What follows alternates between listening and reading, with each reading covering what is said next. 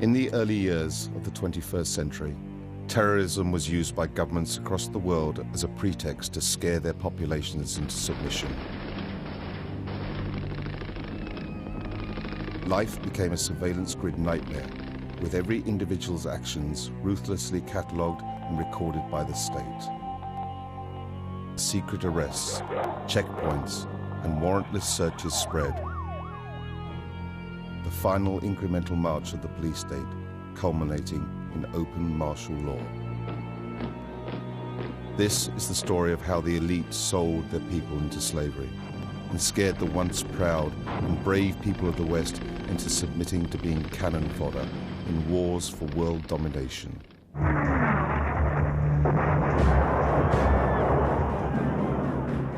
Our enemies have made clear the danger they pose to our security.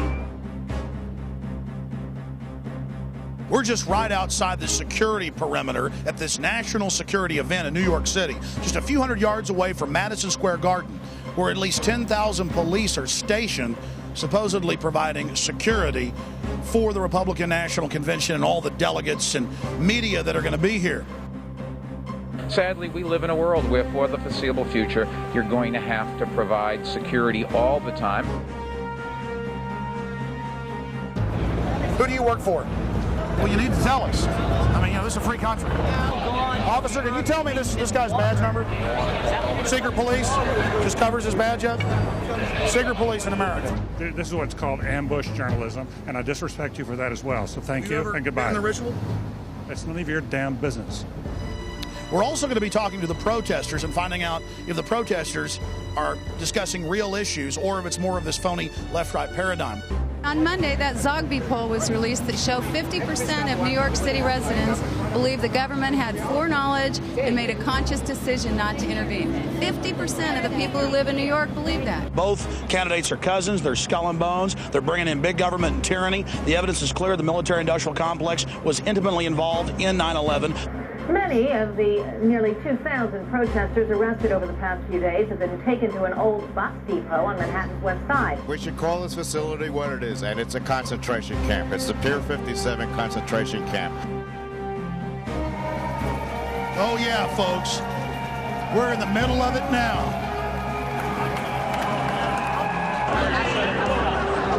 Stop exploiting the 9/11 tragedy! Ladies and gentlemen, here is your Fuji-sponsored surveillance blimp. Rollback of our civil liberties, just like them telling us we can't stand on the sidewalk here. Yeah, we can. We went to court and we can. The Republicans are here and taking advantage of the 3,000 people that died right behind me for their own selfish politics, and it's very sad. He is a man of perseverance. He is a man of inner strength. He is a leader who doesn't flinch, who doesn't waver, who does not back down. On September 11th, America was attacked. Suddenly, on September 12th, according to John Ashcroft and George Bush, 270 million Americans became the suspects. Hey, Michael, why don't you talk about NORAD standing down?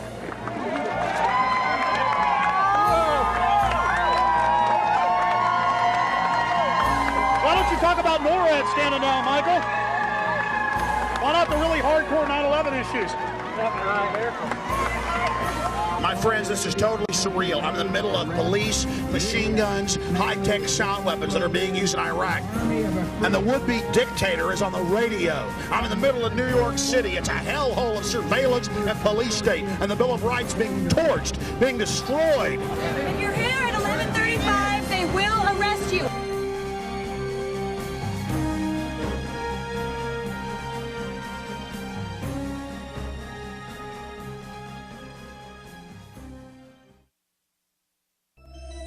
We traveled to New York to see the elite in action, but what we chronicled shook us to our very core. We were witnesses to the elite's ideology, to their mindset, their vision, their philosophy, and the martial law system that they are constructing, not just for the American people, but the population of the world. We're just right outside the security perimeter at this national security event in New York City, just a few hundred yards away from Madison Square Garden, where in just a few hours they'll be starting up the official coronation, Skull and Bones coronation part 2 for John Kerry's cousin, George W. Bush, right here in New York City. We'll chronicle the police state, the surveillance blimps, the sound wave cannons, and we'll discuss 9/11 with New Yorkers by traveling to Ground Zero and find out how many of them are questioning the official story that has holes in it that you can fly a 747 through. You were saying that a lot of people aren't on the street now. What percentage of New Yorkers have left town? Maybe about 50. 50% have left? Yeah. Are New Yorkers happy about the RNC coming to town? No, they don't. They're not happy? Sir, what percentage of New Yorkers like Bush and like the convention being here? I think about 10%. What does the other 90% think? They left city. What are you? Everybody's gone? How many, like 10% of the city's left? Half the city? What would you say is left? 80%. 80% has left? We'd been in New York about an hour before we were threatened with arrest for having our video cameras in the subway. Any one of them. May I ask you what you're doing, sir? Okay, will you tell me again so I know what to do? I'm not telling you what to do. No, ma'am. That's all I am telling you is that you got cops climbing out of... Okay, you have a convention and you have a terror alert in this city. Yeah. Okay. Well, I mean, tell me so I know what to do. I don't know what you should do. Have a nice time. Okay. You're on 34th Street. Okay, any train here will take you to 34th Street. How do we pay for it?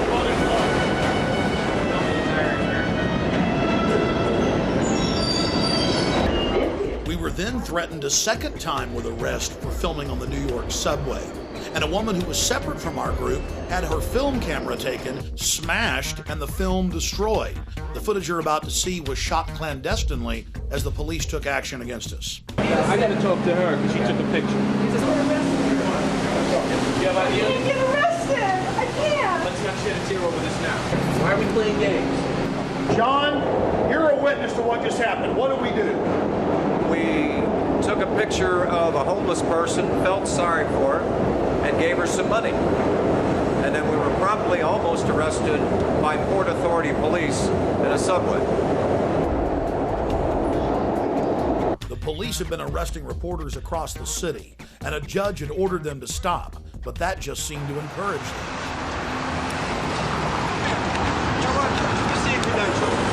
Take him out. How about we go to whoever gave those to you and get them revoked? I just asked you to do me a favor and not tape over here. It's my fault, sir. I'm his boss. No. Listen. First of all, I'm talking. I don't need you to interrupt me while I'm talking. Yes, all right? Okay. And I just got finished telling him that I don't want him taping over here. Nicely to go over to the island. Were you here when I said that? No, I was. So why are you interrupting me now? I said it's my fault. How is it your fault if you're not here? All right? How about we just leave? That would be a great idea. Okay. Why don't you leave? Okay. Did you get that? Oh, yeah. I've almost been arrested 3 times every day, anywhere in the city videotaping anything. It is an absolute nightmare. Hey, guys, get your cameras on. Okay, let me have well, number one. Hey, we're allowed to be here. Folks, this is martial law. Sir, how many police were in New York? 40,000. That's a huge army. It is. I think we need more police. There's not enough police. Maybe we need 100 million police. How about 50 cops for every New Yorker? How's that sound? No, it's a little bit too outrageous.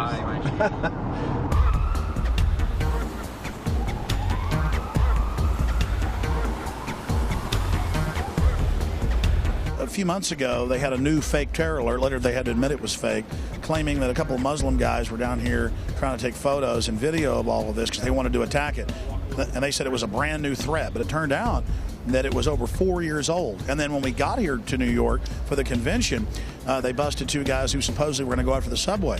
And then in that case, too, it turned out that that was fake, that wasn't real. But all of these are used to scare the population into submission and as a pretext to up the police state and the despotism. Straight out of The Running Man, right here in New York, we have police state surveillance blimps that are sponsored by Fujifilm. This is only the beginning. In the future, every major city will have a high-altitude blimp tethered to a cable with ground-penetrating radar that looks right through your walls and gives the government a black and white image of the inside of your home. This entire war on terror is truly a pretext to launch a military-industrial complex takeover of the entire society. Everything is now going to shift into prisons and surveillance and security. We're going out of the free market economy into the fascist economy. The elite has used socialism to consolidate the people's wealth. Now that it's under their control, they're going to phase out all of the programs for the population, and it's all going to corporate welfare. This is the new America. Sound weapons, police in black ski masks with automatic machine guns, and yes, helicopters swarming around surveillance blimps right here in New York City. And only in the new corporate fascist America would we have a blimp for police state purposes that is sponsored by a major company. And we found out that Fuji gave free bikes to all the police, and guess why? They sold the U.S. government and a bunch of different city governments, or trying to sell other city governments, these high-tech imaging systems, these face scanning systems to recognize who we are. So our face becomes a national ID card, and Fuji is on the cutting edge of that. In the past, football teams had sponsors, or baseball teams. Then it was named stadiums after phone companies, Southwestern Bell, Nextel. Now we have the Fuji-sponsored NYPD blimp. Follow the blimp. The blimp just flew over. Yeah, follow that blimp. Don't lose it. They're using that blimp for surveillance. We always know where the protests are at. There it is, sir. Follow that blimp. No, Luis, but what is you know I can say about it? What do you guys think of the new security blimp? That's nice. I want to know how you get qualified to drive the blimp. It says Fuji and NYPD. Yes, it does. So I want to go to blimp school because I want to fly the blimp. So is Fuji now with the police department, or are you guys renting it? I think we're renting it. You know, renting the blimp. Yeah, believe it or not, right? I heard a story that the police, in some of their helmets, have cameras. That I never heard. I saw it on Fox. Yeah, that's kind of crazy. What about the big sound wave guns? Where are those? I haven't. That I know nothing about. Did you hear about those? No, I didn't. Did you hear about how they got the sound? I can't comment on anything like that. Well, it was in the newspaper. I can't comment. I'm not allowed to comment on anything like that. On the, what are they called? The frequencies? I don't know what they're called. But you can't comment on them? No. You're not. You can neither confirm nor deny?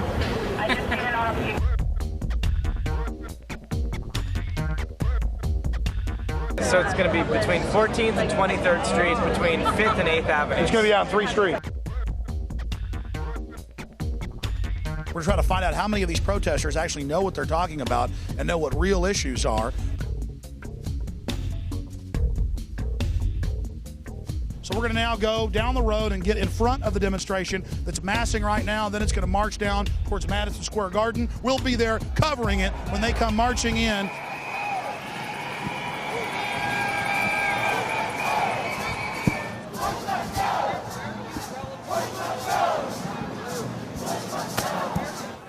Sir, what do you think about the whole official 9/11 story?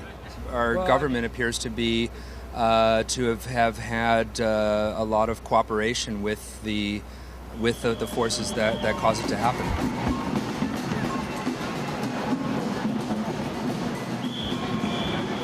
But I'm here to tell the world that Bush is wrong.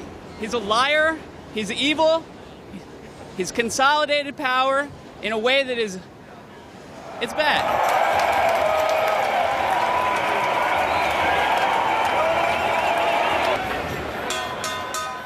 Now, as most of you know, we're not left-wing or right-wing. We're into freedom, the Bill of Rights, the Constitution. And whether it was Bill Clinton or George Bush, those freedoms are being destroyed. Under Bush, it's all accelerated.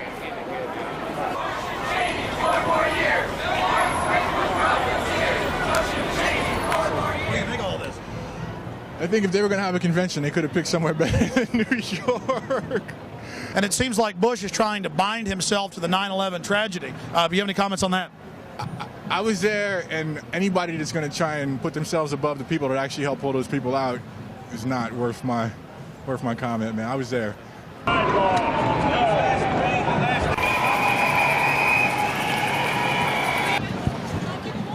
How's the convention going? Convention's going good, no problems. Everything is good. I heard some anarchists, though, were burning a dragon or a paper dragon. Not over here. Everything's quiet, you know? Everything's so far so good. What's the blimp doing? Just keeping an eye on things, I guess. I love being a puppet for the New World Order. They will be my slaves. I am the mini-me of Lord Bush. Oh, it feels so good. I'm enslaving them and destroying the Bill of Rights. Oh, it's so powerful. I will soon rule everything. Oh, yes. We've been talking to a lot of the protesters, and most of them say Bush bad, Kerry good. The problem is Bush and Kerry are cousins. Kerry's for the war. And one of the few signs that we've seen that is exposing that both of them work for the same people and are part of a false choice is this communist revolution sign. But you know, I go back to 1958 when Eisenhower called Fidel Castro the Abraham Lincoln of Latin America. And so the problem is that it was actually the big central banks at the turn of the last century that created communism as a way to try to con the serfs back into serfdom. So again, another false choice is what we have here. Bush-Kerry equals more war. I agree. They're corporate fascists. It's all true. But then the corporate fascists have funded this as their counter-revolution control valve. This is the true complexity that we're facing. And until we figure that out, we're going to lose all our freedoms, and they're going to keep winning. How you doing, ma'am? Hey, I like the top part of your sign. I agree they're all controlled. Are you a communist? Go away. But it says communist revolution. I really don't want to stop bothering this lady. What are you worried about? What am I? I'm not. What did you say? I didn't hear you.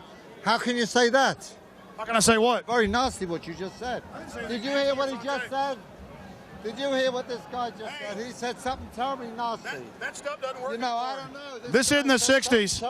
Look, he's trying to agitate. This is not going to happen. This doesn't work, dude. This is not the 60s. Don't happen anymore.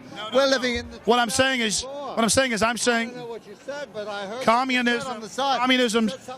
You work for the U.S. government, don't you? This guy said over here, this guy's nasty. Boy, he is nasty. You are nasty. I'm nasty. I said that the communists work for the big banks. Oh, the big banks. This man is from the big banks. He's from Chase Manhattan. See this? He isn't interested in information. He's actually interested in putting out disinfo. Chase Manhattan and Citibank. And Citibank and Chase Manhattan are part of capitalism. You see, ladies and gentlemen, this is the communists for you. All disinfo, all propaganda. It's all part of capitalism.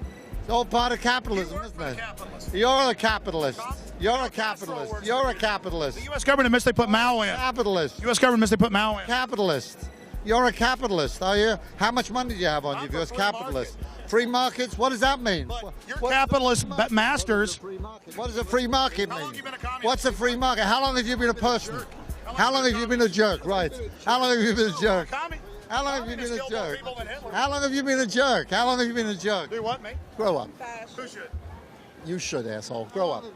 No, I mean, I'm trying to find out. I agree with the top. I'm trying to find anything. I'm trying to be a disruptive jerk. Why don't you grow up and get out of here, please? Bush-Kerry equals more war. I agree with that. Thank you. Good. But what I'm saying is that the communists were actually at the beginning funded by the same people. It's all consolidation. That's all I'm saying. Good. Thank you. So you guys don't care about facts. It's all just disinfo. Good. Thank you. Yeah. Sounds good to me. Thanks. So you don't care that Stalin killed 50 million people? So, yeah. So go ahead. So what else? So you don't care? So who are you? Who did you kill? How many people did you kill? No one. But your ideas killed millions and millions and millions. Capitalism. No, you're a capitalist. You're a pro-capitalist. That's for blood, right? She wishes we were dead right there. This is the one? She's the one walking around saying she wishes we were dead. Replay it for yourself. She clearly says that too bad Stalin didn't kill us. So we see these communists down here who say Bush, Kerry, both equal war. And we go, yeah, we agree with you. But why are you for communism? Because communism actually, as Professor Carol Quigley at Georgetown, Bill Clinton's mentor, said, was a creation of the big banks to centralize governments and con the people into a movement for the population that was really for the establishment. And they began to threaten to want to kill us. Some of it we got on tape, some of it we didn't. Hey guys, How's it going? Tell us what you think about this. We're members of the Revolutionary Communist Youth Brigade. Tell us what you believe in. That's it, man. If you want to talk to us, you got to talk to us. You gotta talk to Stalin, in other words. If you want to connect an interview, we can hook you up with our spokesperson. You're not allowed to talk yourself? If you want an interview, you should talk to the spokesperson. Well, have fun. So your leaders don't let you talk yourselves? They've never been to the Soviet Union, Poland, or anywhere in the Eastern Bloc. Look at them. They're like 18 and 20. Come on. And you got these old... Who's that? Why don't you talk to some mainstream Americans? I'm talking to everybody. Okay. Like I say, sir. Okay, we know where you're coming from. You're looking to No, we're... to make people in Lima. No, sir. We're not mainstream media. We're actually trying to just make a documentary about all the different views that are at the convention. And everybody's been real nice to us, but communists, they always flip out when we try to talk to them. So now it is becoming an issue with them because they're so ridiculous. Documentary on all views. You're very biased. Probably work for Fox. Yeah, I probably work for Fox. That's right. Okay, get lost. You only knew how ridiculous that was, sir. I've exposed George Bush for carrying out 9/11. I've exposed Bill Clinton. They all work for the globalists. And the globalists funded you little people. You guys need to wake up. Sir, a lot of New Yorkers have said, and the polls show 80% don't want Bush to have the convention here, but they're doing it. And some people say that he's being opportunistic, trying to associate himself with 9/11. I disagree entirely. I think this is the perfect venue for Bush and the RNC to hold this event. I mean, New York City is a world capital place, big focus in New York from the rest of America, and I think it's a perfect venue irrespective of your party leanings. Have you seen any of the protesters while you've been in town, and what do you think of them if you have? Well, we've seen a few of them. Mostly, of course, they're kept away from the delegates.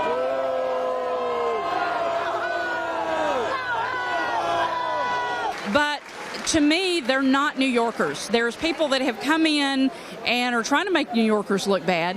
They're a bunch of young kids. I'm wondering how many of those that are out there protesting, one, know what they're voting about, what they're protesting about, and two, are they going to even vote when it comes to the line? A lot of them are good people and have some legitimate issues, and I've seen people who aren't doing anything, whole streets just scooped up and arrested, and then they brought them out to the dock out there in an old condemned building with asbestos, it's admitted, and have 2,000 of them in there, no air conditioning, and cages inside a kind of a Guantanamo camp. Well, you know, I don't know of any of those issues and facts.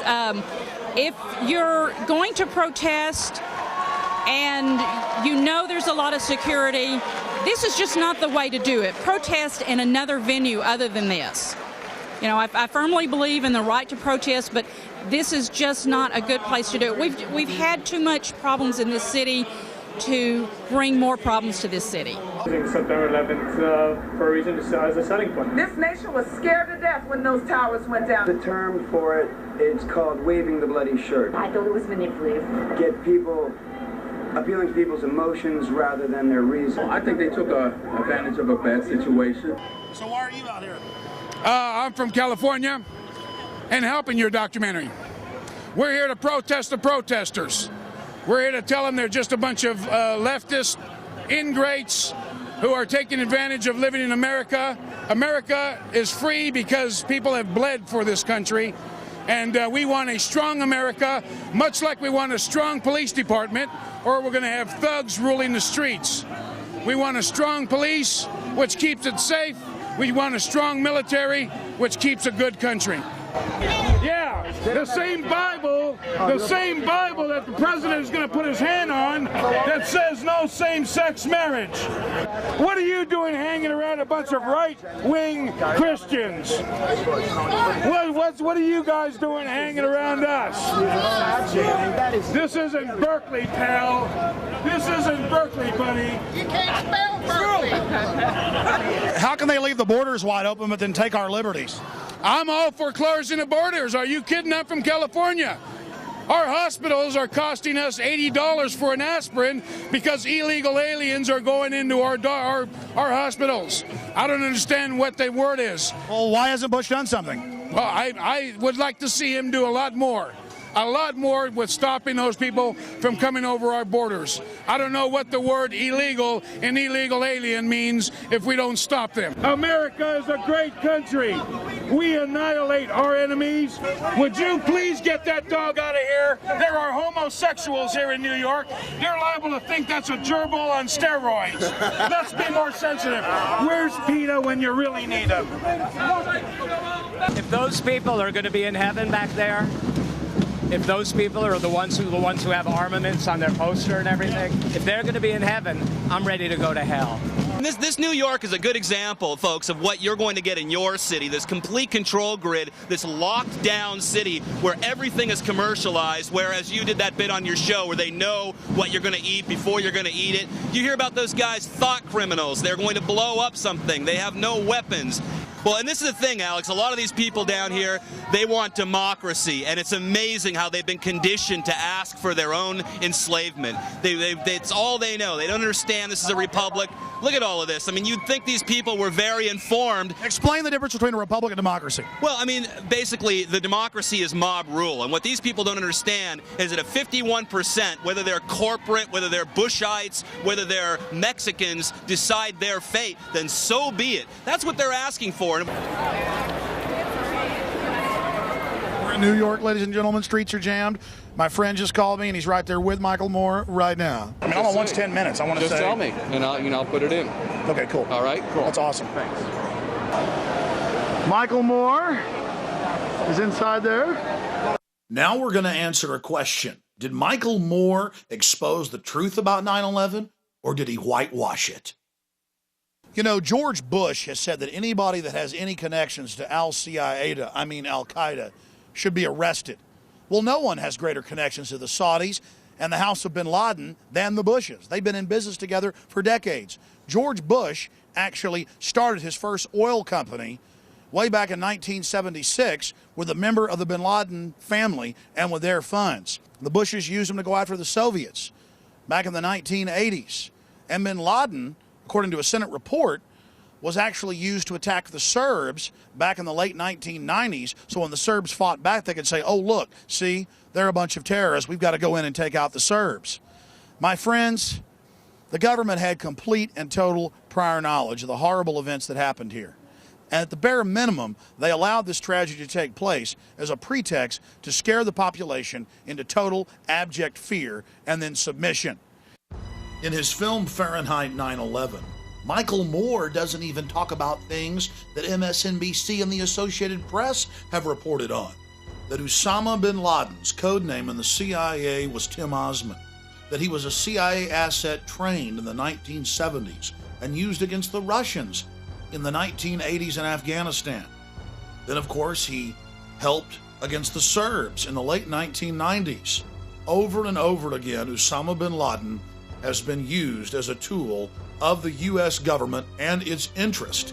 Anytime they need to create a crisis anywhere on the planet, bin Laden comes to their rescue as the fire starter they need to create the crisis so they can offer their solution. Or why didn't he talk about the huge 9/11 truth movement that sprung up right after 9/11, made up of hundreds of the victims' families of September 11th, alleging government involvement in the attacks? Why didn't the film talk about the official U.S. government plan to carry out terror attacks in America and blame it on foreign enemies? Operation Northwoods. It even called for hijacking jets by remote control and crashing them, bombing D.C., committing sniper attacks. No, Michael Moore didn't discuss this. Something ABC News and the Baltimore Sun were willing to do, Michael Moore wouldn't get near. Or did you know that it's admitted fact that public officials, federal, state, and local across the land were called by the White House in the days before 9/11 and told not to fly to New York on the day of September 11th? Mayor Willie Brown of San Francisco was called by the White House and told, don't fly to New York on the morning of September 11th. He was called September 10th. Why didn't Moore talk about this? John Ashcroft, the Attorney General, just a few weeks before September 11th, stopped flying commercial, citing a hijacker risk. Most shocking of all, The Joint Chiefs of Staff had a scheduled meeting in New York City on September 11th. But the day before, because of a, quote, warning, they canceled their trip to New York City. They even told MSNBC this, but it's still somewhat of a public secret, and Michael Moore isn't talking about it. Author Salman Rushdie was warned by the FAA not to fly to New York on the morning of September 11th as well. It was reported by the Times of London. We have the San Francisco Chronicle, MSNBC, the Associated Press reporting all of this. But still, the average American has been kept in the dark because it's never made the nightly news, and it's certainly never been talked about by Michael Moore. And there was no mention of the fact that NORAD stood down for the first time in its 50-year history.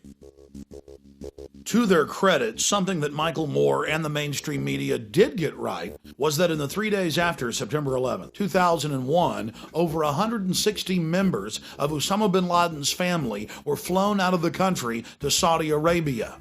This at a time when all commercial and private air traffic was grounded by the Pentagon.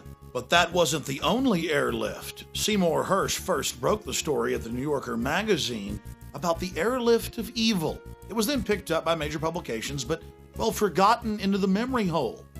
At the end of the 3-week-long Afghan war in Afghanistan, 8,000 Taliban and al-Qaeda leaders were loaded on U.S. government C-130s and flown out to Pakistan to safety.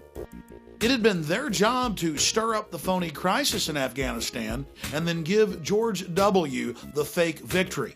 You see, it was a staged war. And this is one of the other big smoking guns of 9/11 government involvement that we're all supposed to forget about. Oh, the government admits they flew him out to safety, but Fox News said it was an accident. Yes, 8,000 Taliban and al-Qaeda cream the leaders being flown out to safety. And top generals were told to release Taliban generals. They were told, let them go. And some of the generals got angry and went public. The FBI has gone public, as well as the CIA.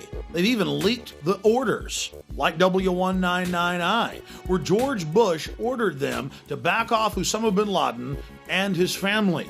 In fact, they even fired some agents that refused to follow their orders. There were red flags everywhere. Everyone knew that the attack was coming. That's why so many public officials didn't go to New York.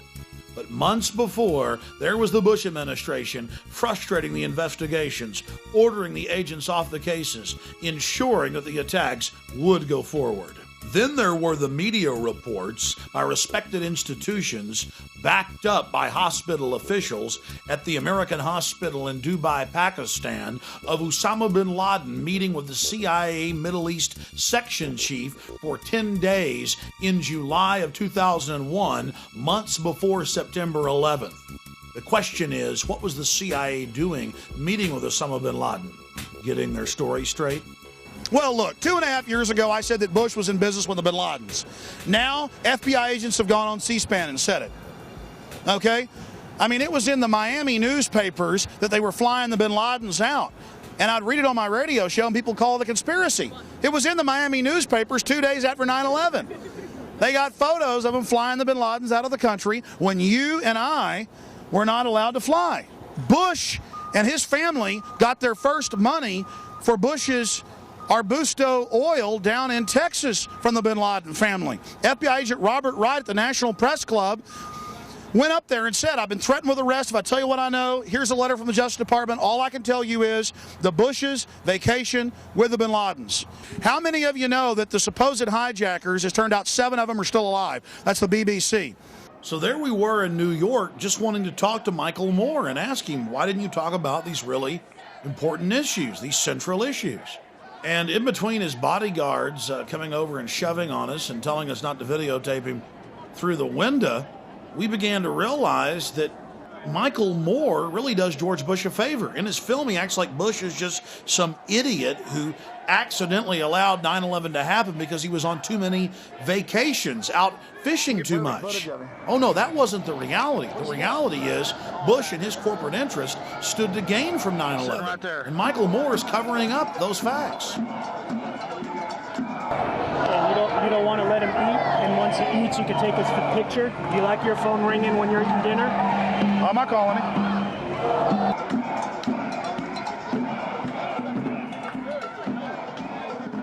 reality, Mr. Moore had just completed his photo op for just a few minutes marching at the head of the parade with other genuine establishment libs like Jesse Jackson. Then he ducked into the taco bar, had the general public thrown out, and began, well, gobbling. And I wonder what he was thinking while he was eating. Man, are they going to catch on to me? As the hours went by, are they going to find out that I'm really a fake and a corporate shill that flies around in a corporate jet? All those years I chased the corporate bigwigs around and was thrown out of office buildings and stood outside restaurants, and now I've become what I always said I hated. Or maybe I was always what I claimed I hated. Yes, Mr. Moore, we have nothing against you, but you made a film where you claim that you exposed George Bush. You gave him aid and comfort. You covered up the reality of premeditated involvement in 9/11 and played into that popular little folky image of Bush the idiot elf. Bush is a puppet for a hardcore global crime syndicate setting up a world government and turning America into a high-tech police state. But I guess though it won't matter to people like you. You'll have a fake war to fight, while all the time you're truly covering up the real political paradigm. Big paper and all with Norwegian Bush's thing. Did he already sneak out? He's not. Out that way? He's gone. How many bodyguards does Michael Moore have? I can tell you. Pero aquel digo que definitivamente tiran ver allí como ahí. Hey, Michael, why don't you talk about NORAD standing down?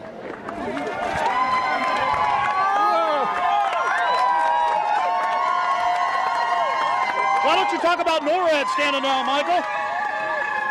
Why not the really hardcore 9/11 issues?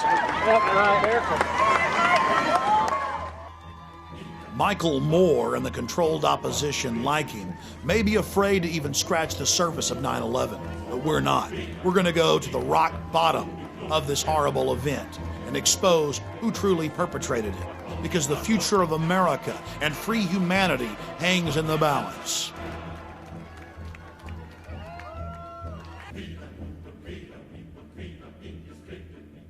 My name is Greg Palast. I report for BBC Television. I was a writer for the Guardian newspapers, the main paper of Europe.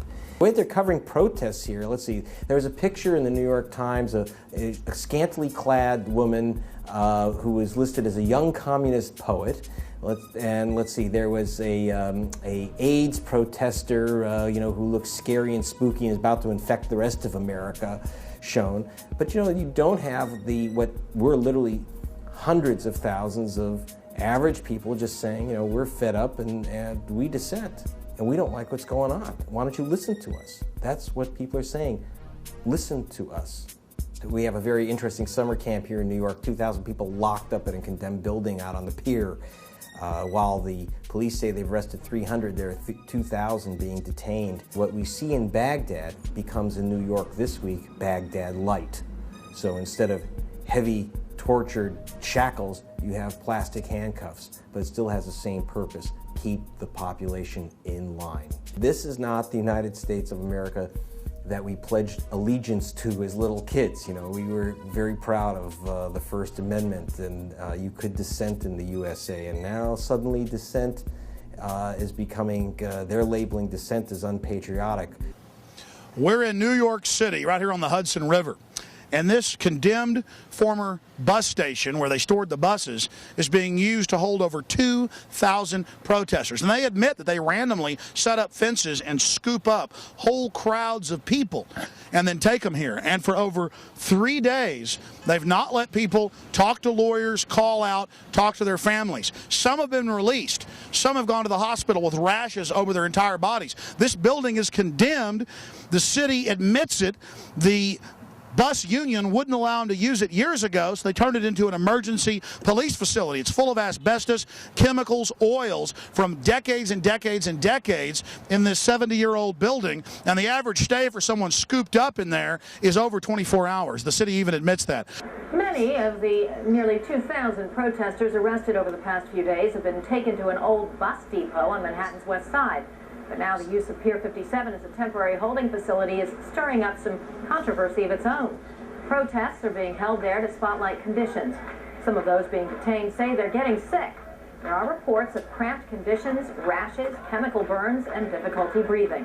We should call this facility what it is, and it's a concentration camp. It's the Pier 57 concentration camp. The mayor has the nerve, and the police commissioner has the nerve to allow this to happen, to actually stick people in an oil-filled garage with asbestos. The orange nets are about 4 feet high. They're used in construction to wrap construction sites so people can't get in or out. And the police just ring them around you and you can't escape. I've been promoting that idea that we're heading for a fascist dictatorship here. And obviously people are beginning to go, I'm beginning to think you were right. And I think tomorrow we got to get everybody out there at Ground Zero between 1 and 6 p.m. to try to get the truth brought out, to urge Elliot Spitzer to reopen this case. Now you're going to learn the truth about 9/11 that others dare not tell you. We're here at Ground Zero, and a big protest is gathering and preparing to march across town. And behind us, you can see the militarized police are massing for a response if there's any type of problems that develop. This is a hallmark of a society in decline, where you have peaceful protesters showing up at Ground Zero, calling for peace, and you have police officers not with just non-lethal weapons, but with fully automatic rifles. You see the founding fathers, they stood up, they were 4% at the beginning, and they said no to the redcoats and no to the establishment. And Mark Twain said, in the beginning, a patriot is a scarce man. He's hated and feared. But in time, when his cause succeeds, the timid join him, because then it costs nothing to be a patriot. And we're looking for patriots that know what the Bill of Rights and Constitution says, and that can see all of this and know that it's a fraud. Get that guy. He's trying to take pictures of me. He's got you already wrong. Hey, get him. Gonna make you a star. Better hold it up there all day. You with, buddy? Have a nice day. Huh? Have a nice day. No, seriously. I have a job to do. You're going to interfere with my job, then we're going to be in trouble. Hey, okay? really, sir, you shouldn't touch me. You need to identify yourself. You know in the state of New York that's assault, what you just did. And I'm asking you a question, sir. Why are you harassed? Who do you work for? You work for the city of New York just to document people? Huh? Excuse me. Well, you need to tell us. I mean, this is a free country. Excuse me. Excuse me. I mean, this is disgusting. Get some more of this guy. Well, there's your badge. Can we have your badge number, please? Nope. See my boss over there. Who's your boss? Any one of those people. Do you think God is a conscious being? Sir, can you tell me this guy's badge number? Secret police just covers his badge up. Secret police in America. Out photographing people.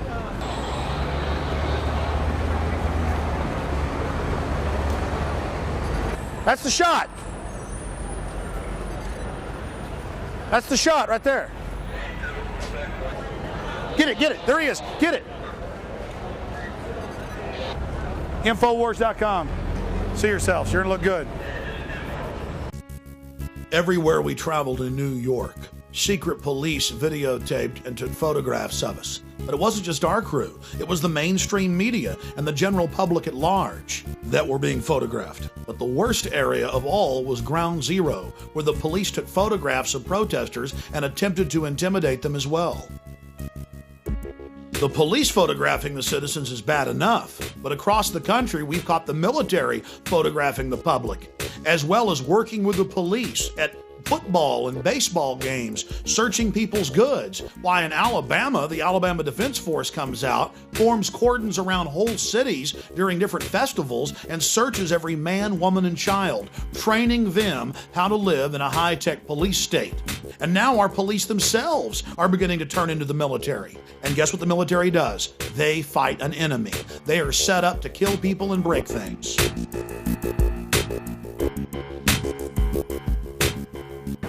Susan, back to Sir, I just wanted to say that. Well, we're going to leave it at that. Thanks very much. We'll be back outside Madison Square Garden in a few minutes. And Susan, of course, the floor is empty, but they're here, and lest we be accused of not hearing all voices. We cut you off a moment ago. This is Alex Jones from Austin, Texas, a radio talk show host. Yes, sir, with INFOWARS.com. Both candidates are cousins. They're skull and bones. They're bringing in big government and tyranny. The evidence is clear. The military-industrial complex was intimately involved in 9/11. The commission is a complete fraud. We're losing our freedoms. Both parties are controlled. And if we don't wake up and stand stand up and speak out, this country's going to be destroyed. Giving up liberty only gives us tyranny. It does not give us security. And I hope that everybody out there wakes up to this and realizes that America is America because we have the Bill of Rights and Constitution. Everybody should investigate 9/11 and find out who's really behind it. It's Bush's and the New World Order's Reichstag. And his cousin Kerry isn't going to save you either. Thank you, PrisonPlanet.com. Alex Jones. There's been an almost total media blackout on the fact that most of the 9/11 victims' families are angry at the government and believe that they had prior knowledge or were involved. But they couldn't cover it up when families came to New York from the 9/11 Commission and got in Giuliani's face. Question. Let's ask some real questions. Is that unfair? And what about the bunker? You didn't ask him about the bunker, the Office of Emergency Management bunker on fire? We are getting ready for the next battle. Remember this. Your government funded and trained Al-Qaeda. Repeat it again. Your government funded and trained Al-Qaeda. 3,000 people murdered does not so we leadership. thank you It's a vacuum very of much leadership. for your Let us help, your ask leadership, real questions. and your cooperation. Here's another thing the media continually buries. Giuliani got rid of all the evidence, all the steel from the Twin Towers. He immediately shipped it off. Giuliani's a former U.S. prosecutor. He knows a thing about keeping the evidence in a crime scene. And Giuliani suddenly got rid of every piece of evidence. He melted down all the steel, and the media didn't report it. That's not interesting. The families had to go testify to Congress to say, FEMA, you got to stop Giuliani from doing this. They tried to get Congress to stop Giuliani, and Giuliani said, oh, I didn't know anybody wanted me to keep any of the evidence. Well, my simple message is this. Again, Americans, wake up. You know your media lies to you every day. Your government has on record for hundreds of years lying to you every day. That's all I ask. Wake up, pay a little more attention, and don't believe anything you read in the papers. How many times have we caught them lying to us? Yeah, how many? Well, they just closed the Office of Disinformation, didn't they? Why isn't that Zogby poll headline news today? Yeah, why isn't that Zogby poll headline news? It should be. Because every media in the country got it. Zogby sent it out to everyone. What are you going to do when 92% think like us? Well, why isn't the media talking about that? That's a big deal that a majority of New Yorkers believe what we believe in the new major Zogby poll. Why isn't that a major issue? And what is the establishment going to do when everybody thinks like we do? And on Monday, that Zogby poll was released that showed 50% of New York City residents believe the government had foreknowledge and made a conscious decision not to intervene. 50% of the people who live in New York believe that. Well, it's time for a serious investigation. Then CNN conducted its own poll on Anderson Cooper's program 360.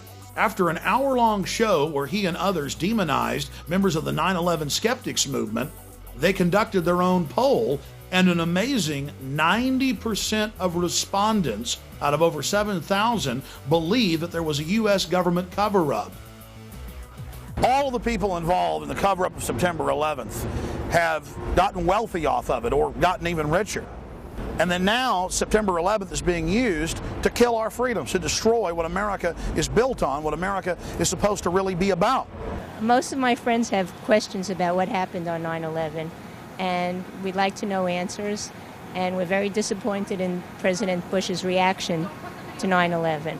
My name's Les, live here in New York City, and I'm part of a contingent that has vigils here at Ground Zero every Saturday. We've been doing it since January, actually. And I've seen a lot of interesting things, heard a lot of interesting things from people. A few just happened today. A woman came up saying that her family received a phone call from a family friend. She was told by this family friend on September 10th, the family friend was a Navy SEAL, told not to show up in Lower Manhattan tomorrow, which was, of course, the 11th. There's going to be a major event. MSNBC investigated the hundreds of reports of individuals in the towers being told not to go to work that day or being told to get out early that morning. And they found out that, yes, it was not an urban legend. It was true. They found hundreds and hundreds and hundreds of witnesses. And then the Israeli instant messaging company, Otago, admitted publicly, told Haaretz, one of the biggest papers in Israel, that yes, they got a warning and instant messaged hundreds of their employees in the towers and told them to leave the building 4 hours before the planes slammed into it.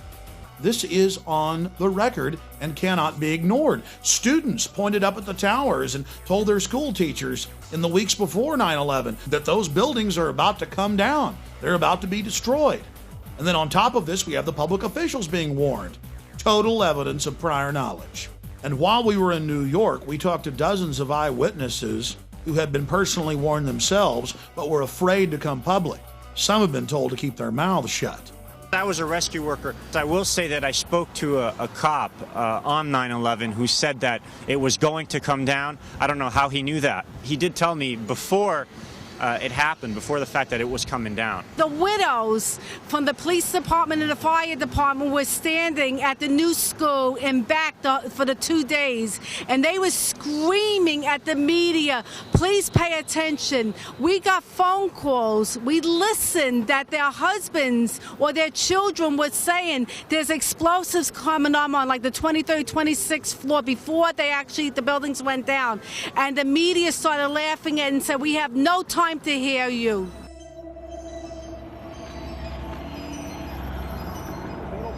Larry Silverstein originally owned Building 7, and a few months before 9/11, he bought the entire complex, all 7 of the buildings, and then he took out a record insurance policy on them. Building 7 and what happened to it is so important because the official story is 2 jets flew into the buildings, we all agree on that, and that their jet fuel caused the steel to melt and caused them to collapse. But then we look at Building 7, which was the furthest away of any of these buildings from Tower 1 and 2, and it wasn't even damaged, but later that afternoon caught on fire. Now they've rebuilt Building 7. Here's Tower 1 and 2. Obviously, you all know those were hit by jet aircraft. And then we have Building 7, the furthest away from all the other buildings. Building 7 was 47 stories tall. Building 7 was not hit by an aircraft. Building 7 did not catch fire from these buildings. But later in the afternoon, mysteriously, it caught on fire. And then after 4:30 p.m., the firefighters told everybody to get back. They were, quote, going to pull the building, the demolition term for demolishing one. They told Associated Press reporters, get back, we're going to pull it. And this building that wasn't hit by a plane, that had no damage to it, collapsed symmetrically. Building 7 was a block away where my hand is. But the red flashing square is where Bankers Trust still stands today. It had Tower 1 fall onto it, but just had light damage. The owner, Larry Silverstein, of the entire complex, got on TV and said that they had blown up Building 7. He said they pulled it, demolition. Well, Silverstein owned them all. Oh, Silverstein owned all the buildings. Yeah. How many buildings are gone? All of them. How many is that? That's right. That plane wasn't, that building wasn't hit by a plane. 9 buildings are gone. Yeah. Thousands of people lost their lives. That building. Hundreds more. And there's an official U.S. government plan to carry out the attacks.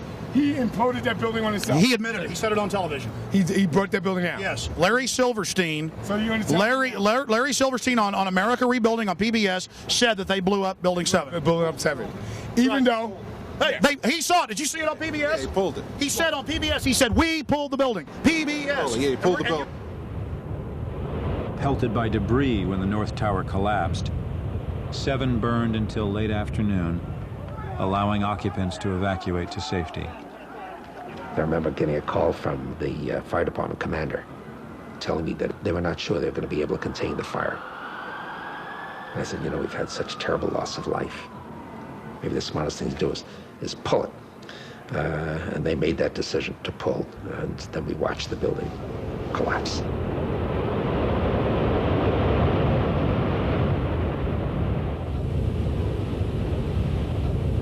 Yeah, he said we're going to pull. He said we're going to pull the building. Silverstein said we're going to pull the building. And we got the firemen saying they pulled it.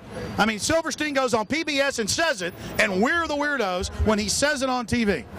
Unbelievable. Let's see that one more time. Maybe the smartest thing to do is pull it. And they made that decision to pull, and then we watched the building collapse. It takes demolition experts weeks to prepare for the destruction of a building. How do they do it on 9/11 in just a few hours? In the tragic days after 9/11, many prominent engineers across the world went public and said there's no way that fire destroyed any of those buildings. It's never happened to a modern building. Buildings have burned for 6-7 days before, and it hasn't happened. The answer was hidden in plain view. Larry Silverstein went on PBS and said that they had pulled the building, demolition term for destroying it. In fact, the local public radio station was told that they were going to demolish Building 7. But since then, the public has been told to be quiet, not to ask questions. And the government hasn't even given us an official story of why Building 7 fell. They say they think fire caused it to fall. And in case you're wondering what pull it means, here's another example, where they again use the term pull it to mean controlled demolition of buildings. Months after 9/11, the remains of 4, 5, and 6 were destroyed. Here's a clip from the same PBS documentary, where the head of engineering for the city of New York describes pull it as a controlled demolition. By mid-December, the Department of Design and Construction had leveled World Trade Center buildings 4 and 5. Hello? Oh, we're getting ready to pull Building 6. We have to be very careful how we demolish Building 6. We were worried about the Building 6 coming down and then damaging the slurry wall, so we wanted that particular building to fall within a certain area. There's a certain excitement in the air of bringing the last structure down at the World Trade Center.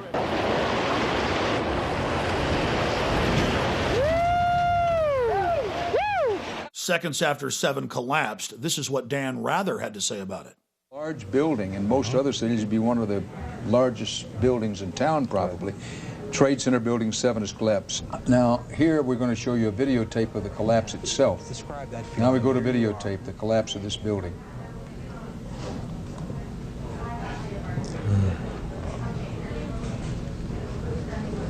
It's amazing. Amazing, incredible, pick your word.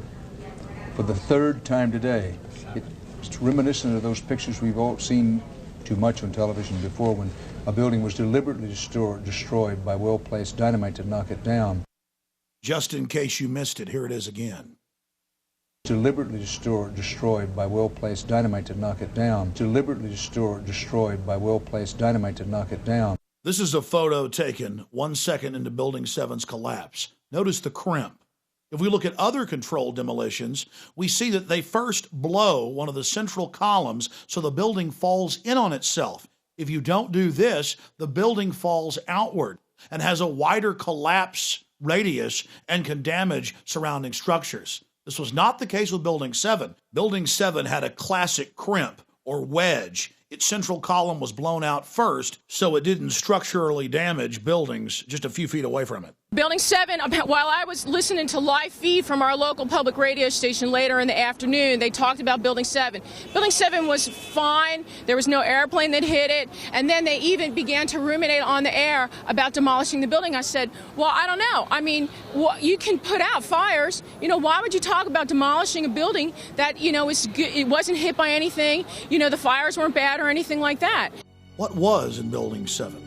Well, the Department of Defense, the Central Intelligence Agency, FEMA, U.S. Secret Service, Securities and Exchange Commission, and the city's main command bunker, overseeing the entire operation. That's what was in Building 7, a structure that was over-engineered, that could stand thousands and thousands and thousands of degrees of temperature for days if need be.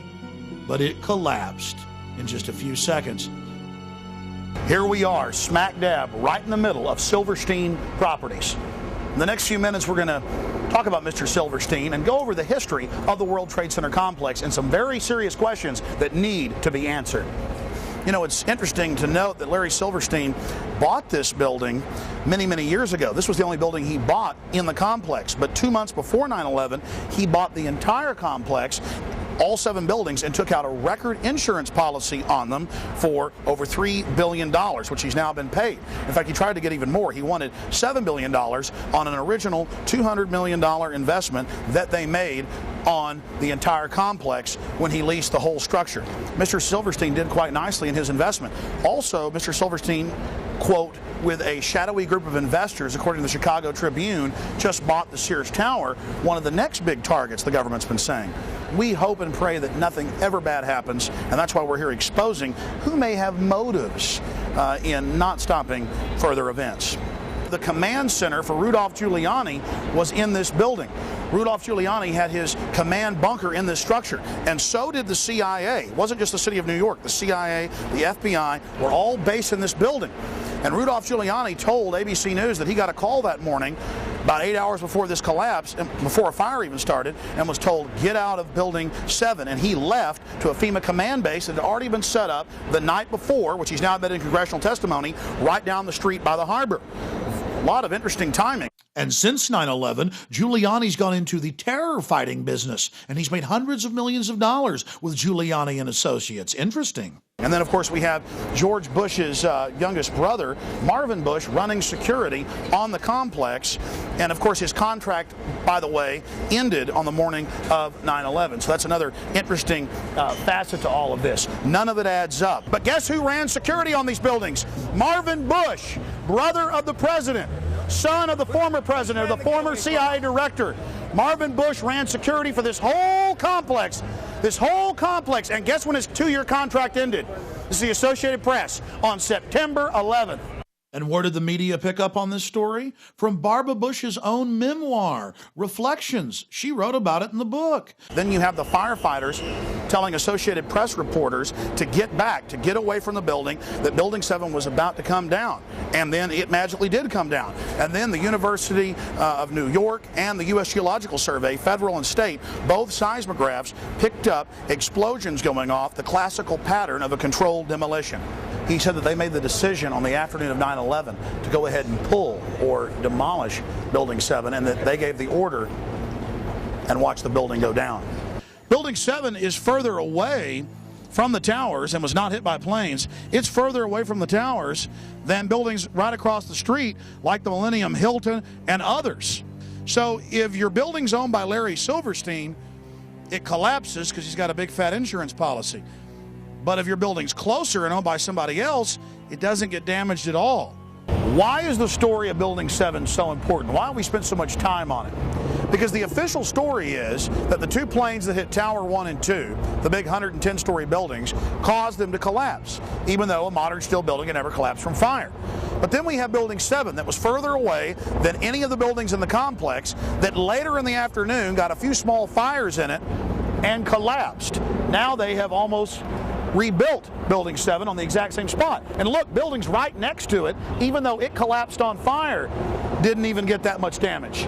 And then we have this huge building that was right beside Tower 1 and 2 that was hit by giant chunks of the building that did catch on fire, but nothing collapsed. The difference between that building and the new Building 7 is that Larry Silverstein doesn't own that building. Larry Silverstein doesn't own the Millennium Hilton that was closer than Building 7. But every building he owned either caught on fire or mysteriously collapsed. There has been over 100 uncontrolled fires in skyscrapers in the last 50 years, and never has one collapsed or come close to collapsing from fire. Only earthquakes and demolitions have brought these modern structures down. Then we look at the fires in Building 7, and they would be called moderate by any firefighting manual, but still the building collapsed. Building 7 had sporadic fires in it for 6 hours. Other skyscrapers, as we mentioned, have burned for days or even weeks. Why don't they collapse? Because steel doesn't begin to weaken until after 2,000 degrees of temperature. Around 2,500 it becomes red hot, and at around 3,000 degrees starts to melt. Another example of this was the Windsor building in Madrid, Spain in mid-February of 2005. It burned for 2 days at temperatures much higher, with white-hot flames shooting out of it for hundreds of feet. As we watched the Windsor building burn, I was amazed to watch the media of the world say, well, the World Trade Center towers and Building 7 fell from fire, so it's going to fall. We're just waiting for the collapse. But the collapse never came. All the major support pillars held fast. Steel doesn't melt at that temperature. According to official reports, Building 7 wasn't even in the debris field of Tower 1 and 2. And that's why it's important to look at buildings like Bankers Trust. We already talked about it earlier, but let's focus in on it with some detail. It was right up against the South Tower, only about 45 feet away, and large chunks of the South Tower fell directly in to Bankers Trust. But Bankers Trust is like all other modern steel buildings. It's like the big building in Madrid, Spain. Despite the fact that fires raged through many of its floors and that huge pieces of debris fell on top of it and up against it, it didn't collapse. The architect of the World Trade Center towers, Nomura Yamasaki, told the press many times before 9/11 that he specifically designed the towers to take massive passenger jetliner impacts. The construction and project manager for the World Trade Center complex, Frank DiMartini, told the press multiple times that they designed the towers not to just take one large jetliner impact, but at least two, and not collapse. And other world-renowned engineers and architects went public as well, but that didn't matter for the mainstream media. They simply ignored their protest. Senior firefighter Lou Caccioli, who survived the collapse of the World Trade Centers, reported that bombs were clearly going off inside the structure. He told People magazine this the day after 9/11. When we spoke to him, he said he couldn't talk about it. Professor Van Ramiro, Vice President for Research at New Mexico Institute of Mining and Technology, told the Albuquerque Journal that the implosions of the towers were too mathematical to be a chance result of airplanes, and that only controlled demolitions could have brought the buildings down. Then Kevin Ryan, an executive engineer with Underwriters Laboratories, or UL, that certifies most big buildings in America, went public and said, "It's impossible. Jet fuel wouldn't have melted the columns in Tower 1 and 2. This is from the organization that underwrote the towers. Then Firefighter Engineering, the oldest engineering publication in United States history, went public and said, there's no way jet fuel made that happen. And stop hauling away the debris. Stop covering up the crime scene. We've got 7 different tapes showing different groups of firefighters saying the towers looked like they were brought down by bombs and that they heard explosions. But in the interest of time, here is just one of those clips shot by 2 French brothers who were making a documentary about New York firefighters on the morning of 9/11. We came down. It was much worse than it was when we went up. Yeah. Right? We went up and they had everything set up. We came down. It was desolate. It was like, holy shit. We came down to the lobby. It was like the first thing there was nobody there. What did we do? We made it outside. We made it about a block. We made it at least 2 blocks, and we started running. Floor by floor, it started popping out. It was if they had detonated. Yeah, if they were planned to take down a building. Boom, boom, boom, boom, boom, boom, boom. NBC's Pat Dawson is close to the scene of that attack. Pat? Pat, Matt, can you hear me? if we are, yes, I can, Matt. Just moments ago, I spoke to the chief of safety for the New York City Fire Department, who was obviously one of the first people here on the scene after those 2 planes were crashed into the side, we assume, of the World Trade Center towers, which used to be behind me over there.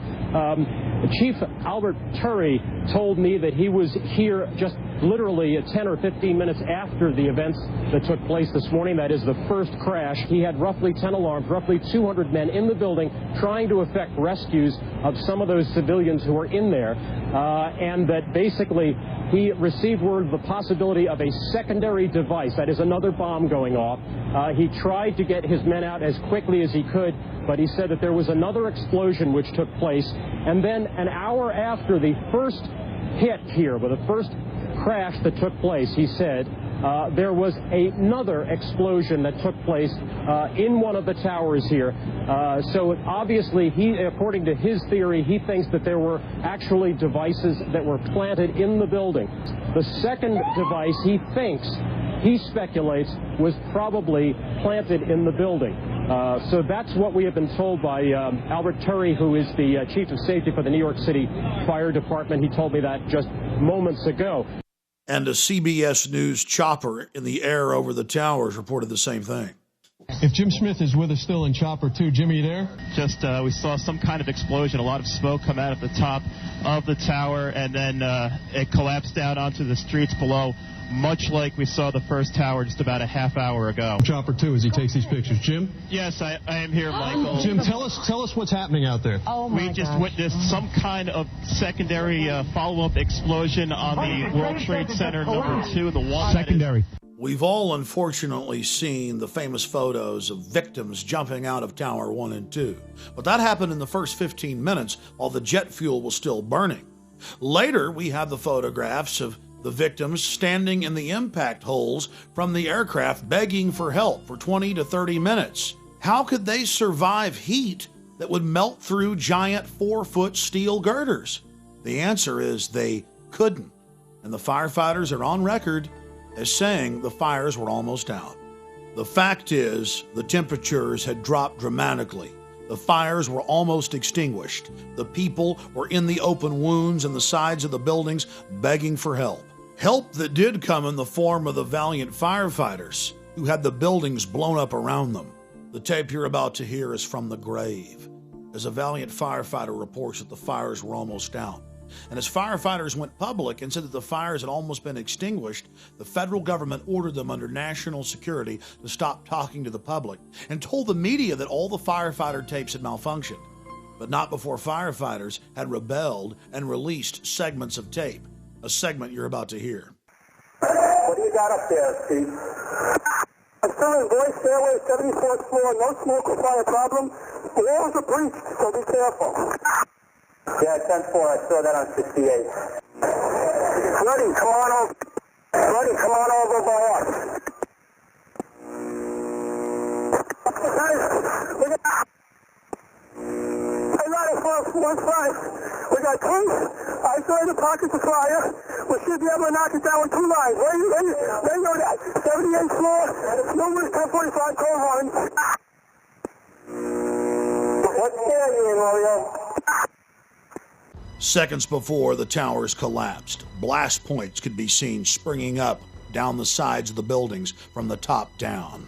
Within days of 9/11, Bush and his minions began grandstanding at Ground Zero, telling us, "Give up your liberties and we'll protect you. Go along with our invasion of the world and everything will be okay." Then there were all the pre-9/11 warnings from the French, the British, the Egyptians, the Italians, the Russians, the Israelis, the Indians. The list goes on, but Condoleezza Rice and George Bush told us they'd never heard of such a plan of al-CIA to fly hijacked jets into the World Trade Center and Pentagon. It didn't matter if CNN had reported on it back in 1995. Even the Taliban, 2 months before 9/11, said, "Stop Osama, he's about to attack you." What they didn't know is he was working for Mr. Bush. I want to add that, the president knew about a month in advance before we were attacked here in New York. He got the memo. Yeah, he didn't do anything about it. And we all know that. Now he's here in New York in the convention, and he's going to be applauded by, thousands and thousands of people. This is ridiculous. Howard Dean recently seemed to muse aloud whether you had advanced knowledge of 9/11. Do you agree or disagree with the RNC that this kind of rhetoric borders on political hate speech? Yeah. Look, there's time for politics. And, it's time for politics. And, it's an absurd insinuation. In that case, sir, can I follow up on something unrelated? Let's talk about motives. The Project for New American Century, founded back in 1996 by 25 neocons, Dick Cheney, Jeb Bush, Paul Wolfowitz, all of these people said on their own website, in publications, we need, quote, helpful Pearl Harbor events. I don't think Pearl Harbor was helpful, but we need a terrorist attack on the order of Pearl Harbor to get the American people behind a war. The globalists took a baseball bat, and we're a beehive. America's a beehive, the sleeping giant. And they took that baseball bat, and they went, ooh, terrorists got you, bam! Hey, bees, the terrorist over there, go get our oil for us. And we all came out of the hive. And now we kind of settled back down, so they keep waving the bat going, well, I don't want to hurt our bees too bad, but we may have to whack them again to get them behind what we're doing. All right, tariff's going to get you. Tariff's going to get you. Give up your rights to us. How many of you know that NORAD stood down for over an hour and 25 minutes, but if your Cessna gets off course for 5 minutes, they're going to launch F-16s on you? Remember Payne Stewart, the golfer? 15 minutes after his jet got off track, they had F-16s all around him. But on 9/11, in the most controlled airspace in the world, they could do nothing about 4 jets. But it gets worse. Guess why NORAD stood down? The average people in the military are good folks. They were told it was a drill, because the Associated Press reported, and the CIA's own website admits, that on the morning of 9/11, the CIA was running a drill of flying hijacked jets into the World Trade Center and Pentagon. It was just a coincidence. At 8:30 in the morning, there was a drill of the exact same thing happening, and so NORAD stood down. Anybody know what problem, reaction, solution is? Create a crisis to scare the people into submission. They're begging for help, and then you take their rights. Does anybody know what Hitler did? Right after he got elected, he firebombed his own Reichstag building. And then he said the communists did it. And they had a mass wave of arrest and took people's rights and set up Reich Security, or Homeland Security. The North American Aerospace Defense Command is charged with defending North America's airspace. On the morning of September 11th, 2001, Vice President Dick Cheney was in control of NORAD. This was the first time in U.S. history that a president or vice president was in direct control of the military agency. NORAD was founded in 1957, and generals always had the power to shoot down or intercept hijacked aircraft. But on June 1st, 2001, just 3 months before 9/11, Dick Cheney ordered Donald Rumsfeld to allow him to take control of NORAD itself and the shoot-down procedure, and remove that power from the generals so they could do nothing. Here is a copy of the memorandum from Rumsfeld to the Joint Chiefs, telling them they no longer have any authority. An Associated Press article in August of 2002 reported that the CIA just so happened to be running a drill on the morning of 9/11 of flying jets in the World Trade Center and Pentagon. Then senior FAA officials ordered air traffic controllers to shred the tapes from 9/11 in violation of federal law. AP learned of the drills because at a Homeland Security function after 9/11, they bragged about it. Oh, we had foresight. We were running drills that very morning. Then USA Today reported that drills held weeks before 9/11 included targets that were the Pentagon and World Trade Center.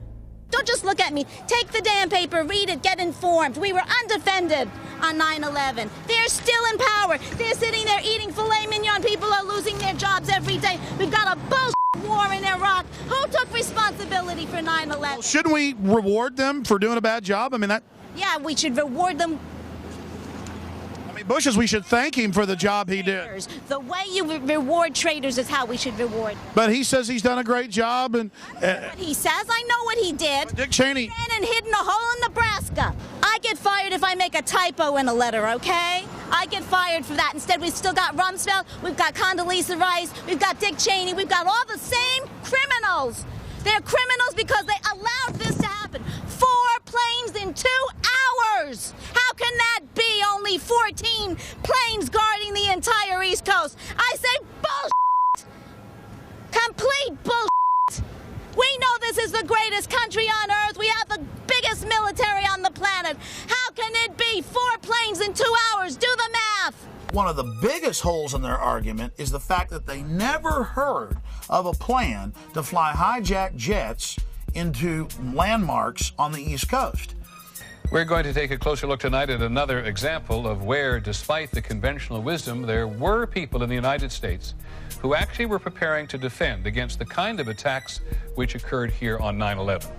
The North American Aerospace Defense Command, NORAD for short, has been defending the skies over the U.S. and Canada for almost 50 years, 46 to be precise. USA Today reports that in the 2 years before the attacks on September the 11th, NORAD conducted exercises using hijacked airliners as weapons. And one target was the World Trade Center. We knew he hated us. But there was Nobody in our government, at least, and I don't think the prior government that could envision flying airplanes into buildings on such a massive scale. But that turns out not to be true. U.S. military planners did envision and practice those very scenarios. As reported by USA Today, the North American Aerospace Defense Command, NORAD, conducted exercises with fighter jets, simulating hijacked planes flown into the World Trade Center in the 2 years before the attacks. And so then I saw Condoleezza Rice get up on TV and say, we had never thought, we had never heard. Why, that's a ridiculous conspiracy theory to say that. Pentagon planners also envisioned the attack on the Pentagon 5 months before it happened. The Pentagon had a drill in November of 2000 simulating a hijacked jet being flown to the Pentagon. So between all the drills before 9/11 and the drill in the morning of 9/11, air traffic controllers thought that it was a simulation. Hijacked aircraft headed towards New York. Is this real world or exercise? No, this is not an exercise, manifest. And now respected rescue workers who worked the World Trade Center site say that they found 3 of the 4 data recorders and were ordered to load them on FBI vehicles and keep their mouths shut. Why would the feds want to cover up what was on those recorders? Thousands of years ago, when a crime was committed in Rome, the judges would ask one question, qui bono, or who stands to gain, who profits? And when we look at 9/11, the answer is clear. Let's look at what the Bush family was doing in the days before 9/11 and on 9/11, and it's quite revealing. Marvin Bush was in New York City running security for the World Trade Center complex. Former President Bush was in D.C. at the Ritz-Carlton for a Carlyle Group function, sitting at the head table with the head of the bin Laden family. 2 days before 9/11, Governor of Florida, Jeb Bush, declared unprecedented martial law in Florida. He didn't make the announcement until September 11th. Then we have the CIA-controlled head of Pakistani intelligence, General Ahmad Ahmed, arriving in Washington, D.C. on September 13th, just days after he wired, the New York Times admits, $100,000 to the supposed lead hijacker, Mohammed Atta. For the week he was here, preceding 9/11, he met with CIA Director George Tenet, the heads of the House and Senate Intelligence Committees, Porter Goss and Senator Graham. By the way, Porter Goss has now been made head of the CIA. On the morning of 9/11, he was actually having breakfast with Senator Bob Graham and Porter Goss. What is the money man behind Mohammed Atta doing meeting with all the intelligence heads? In the days after 9/11, the public was told that we were going to be able to catch whoever was behind September 11th because they had engaged in record put options against American and United Airlines. But when the money trail led back to CIA-controlled companies headed up by people like Buzzy Krongard, number 3 at the CIA, the story was dropped like a hot potato. But that doesn't stop Buzzy from still going public and defending people like Osama bin Laden. He's told the Times of London and many other publications that we should just leave Osama bin Laden alone. Let him go free, that we've got a problem if we want to capture him. Prominent people across the world have been exposing the 9/11 cover-up. Michael Meacher, the number 3 man in the Blair government, wrote a huge editorial for the London Guardian titled "The War on Terror is Bogus," and he pointed out that NORAD stood down on 9/11. He wrote about the Project for a New American Century, run by Jeb Bush and Dick Cheney, years before 9/11, saying that they needed a helpful terrorist attack to get the American people behind their war for empire. Meacher concluded his article by saying, if the U.S. government didn't engineer the attacks, they certainly knew about it. Andres von Bülow was German defense minister and German technology minister.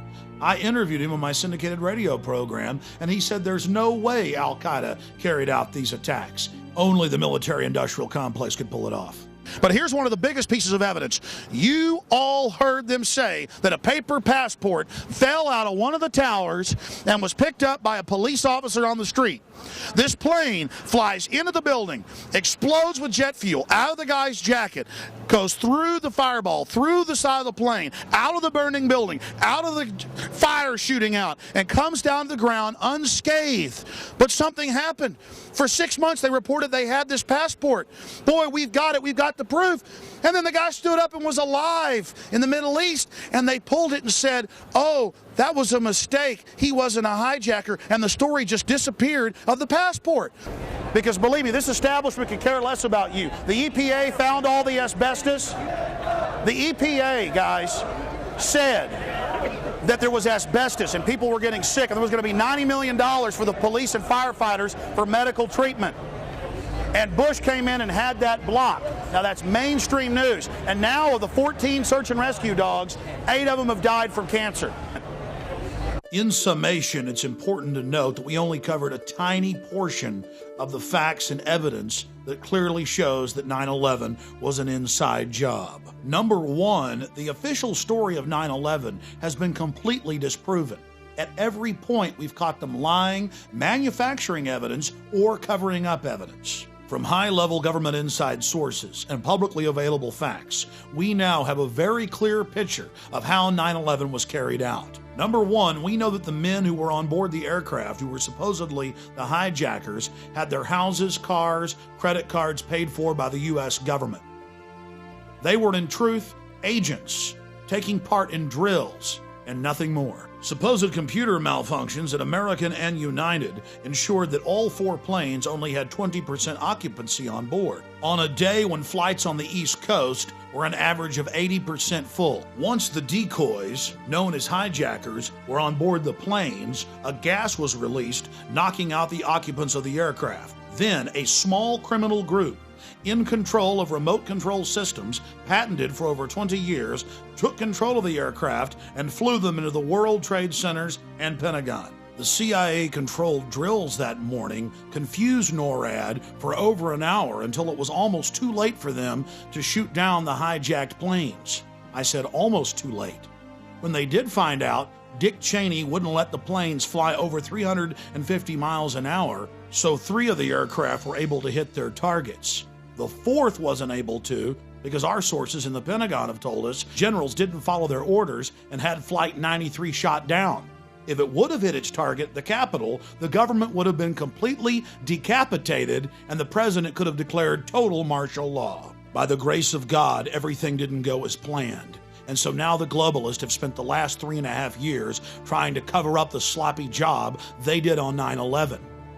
They're counting on the public not being able to face the horror of what really took place so they can carry out another, even more devastating attack and finish the job they started, enslaving America and using the country as an engine to take over the planet. The only thing that can stop them now is the American people having the courage to face the truth about 9/11 and to expose it.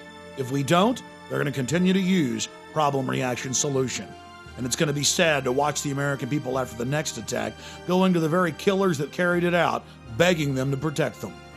And it's sad to see the deaths of these 2,800 plus people being used to sell a police state in America.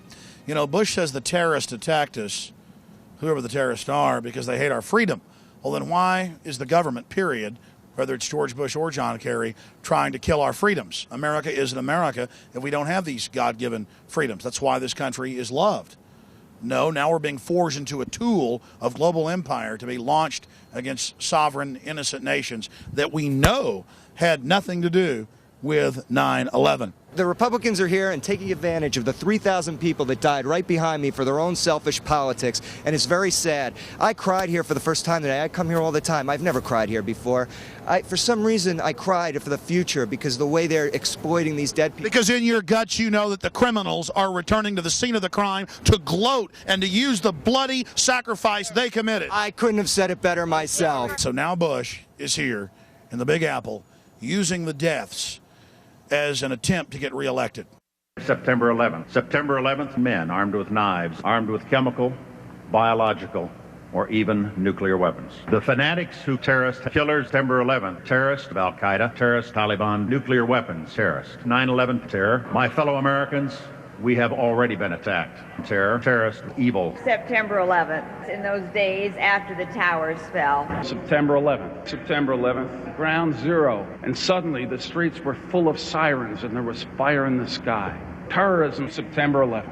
Osama bin Laden declared war on America. September 11th, terrorists, a walking, talking weapon of mass destruction. Barbaric terrorists, terrorists for terrorism. September 11th, September 11th. The terrorists, war and danger. September 11, September 11, terrorism, global terrorism, the horror. Terrorism, terrorists, Terrorist, terrorist, terrorist, terrorist, the terrorists. Terrorist, terrorist, terrorism. September 11th, global terrorism, terrorism. Terrorism. September 11th, world terrorism, terrorism. Terrorism, terrorism, terrorism, terrorist. September 11th, threat of global terrorism, terrorism, terrorist, global terrorism, terrorism, terrorism. September 11, 2001, global terrorism. Terrorist, global terrorism, terrorism, terrorist, September 11th, terror. Terrorism, the attack on our homeland, back from the attack on our economy, and back from the attack on our way of life. Terrorism, terrorists, hate. We must be fierce and relentless and terminate terrorism. Terrorists,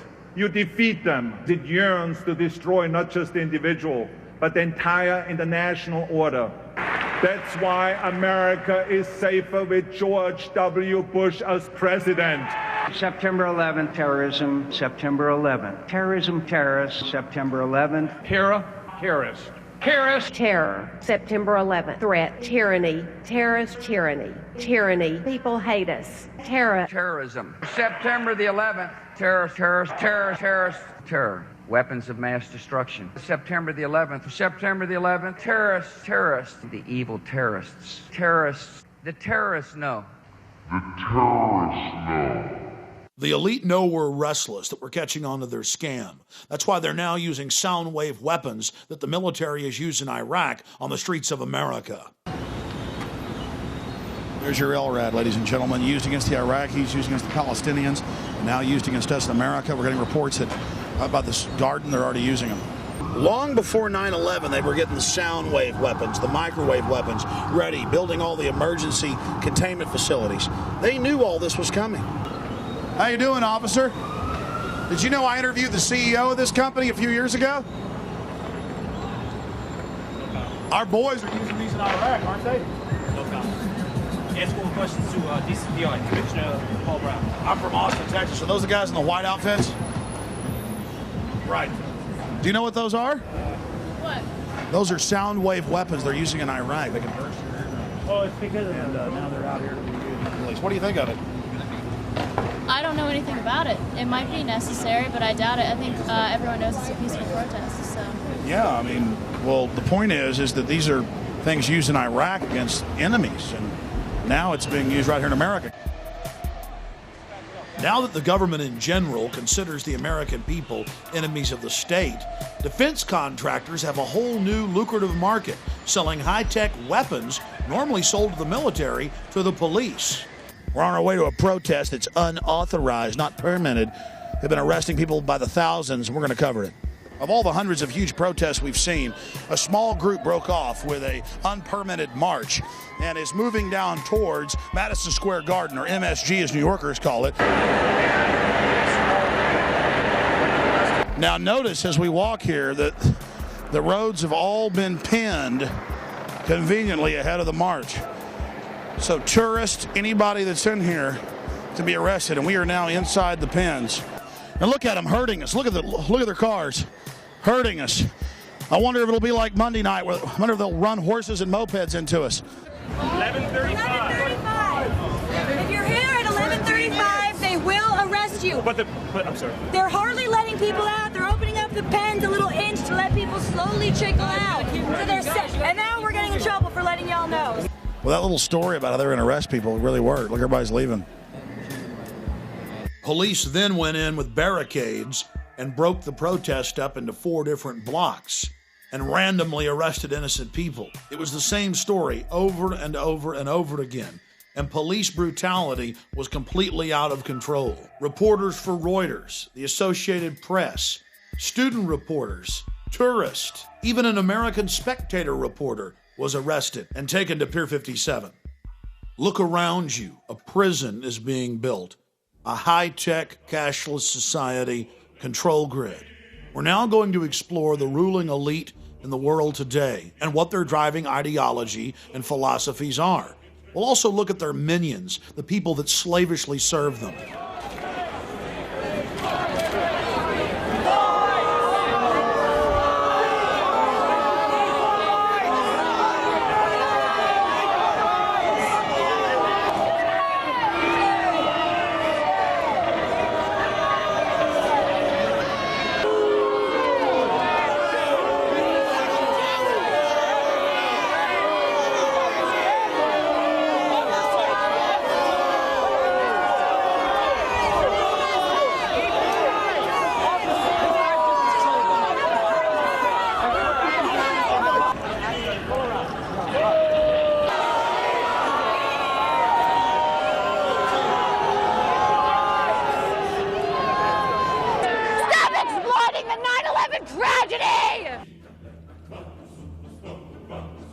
Well, here we are all the way from Austin, Texas, covering the Republican National Convention.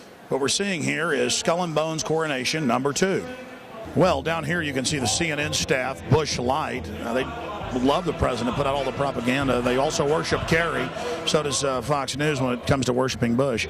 So here's the so-called mainstream media you can trust, which is nothing more than basically a CIA front to propagandize and manipulate the people. But it's all in a slick packaging with a great, impressive background, and that's what people respond to. You know what? I bet most of those so-called Texans down there from that Texas delegation aren't even first-generation Texans. They're just as phony as George W. Bush is. A guy who is from Kennebunkport, Maine, whose daddy speaks with a perfect Atlantic accent. People who were Tories back in the Revolutionary War. They came down carpetbagging to Texas when George was a little boy. And now so many Texans and phony Texans have been sucked in by this and just love the whole motif. But again, it's form over substance. It's the packaging. Yeah, I'm a slave. I'm happy about it. I'm proud of it. I've decided to just join the New World Order.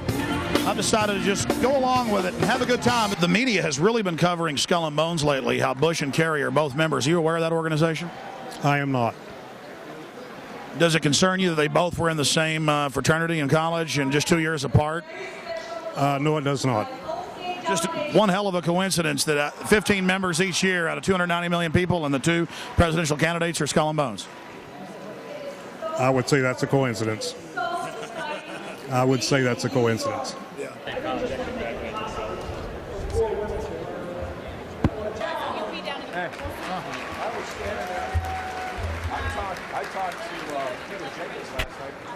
What do you think about Bush and Kerry being cousins and members of Skull and Bones? Excuse me? Did you know Bush and Kerry were cousins?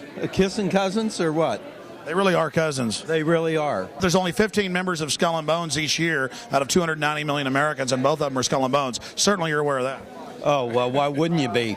Talk to Bill O'Reilly. He'd have that answer. I know he would. Well, but I'm not talking to Bill O'Reilly. What do you think? Yeah. We need to talk about it. I mean, him and Kerry are cousins. They are members of Skull and Bones. The question is, would he be a Skull and Bones guy today? I mean, you know, people do crazy things when they're young. Well, his dad was a Skull and Bones, and his dad. It's in politicians' autobiographies. You know, it's in the encyclopedia. And it was called the Illuminati. I remember reading about the Illuminati in the 60s, late 60s, when Hal Lindsey came out with a book, The Late Great Planet Earth, and everybody's going to get raptured and go to, you know, and so kids were walking around talking about that theory, and then the Illuminati book came out, or a number of them came out, and it was one world government, one world money system, one world religion. That's all coming now. Oh, it is. Conspiracy theories never work. I mean, look at... Well, every time I bring it up, somebody says, oh, you think it's a conspiracy? No, it's a real group. I want to know what you think. We got into not a debate, but a gal who is a real confirmed Republican. She married a real liberal guy. And the next thing you know, we have her over for dinner. And I hate Bush. And I said, whoa, where'd all that come from? And she got right down to... you know, all the things of all the presidents being involved in this society, all Masons, and that was her whole base. And I hate Bush, and I said, well, then how could she hate Bush? Because Kerry's a member. Well, yeah, that's a good question. A lot of people aren't going to know what Skull and... I don't really know what it is. I know he was a member of it. It's some secret society, and it's so secret I can't talk about it. Yeah. By the way, you better watch yourself. You know what I'm saying? Because if there's anything to it, you're a marked man. You guys have a good night. Well, I'll tell you what, you're in the right place to be safe. You were both in Skull and Bones, the secret society. It's so secret we can't talk about it. What does that mean for America? The conspiracy theorists are going to go wild. I'm sure they are. I don't know. I haven't seen the web. Number 322?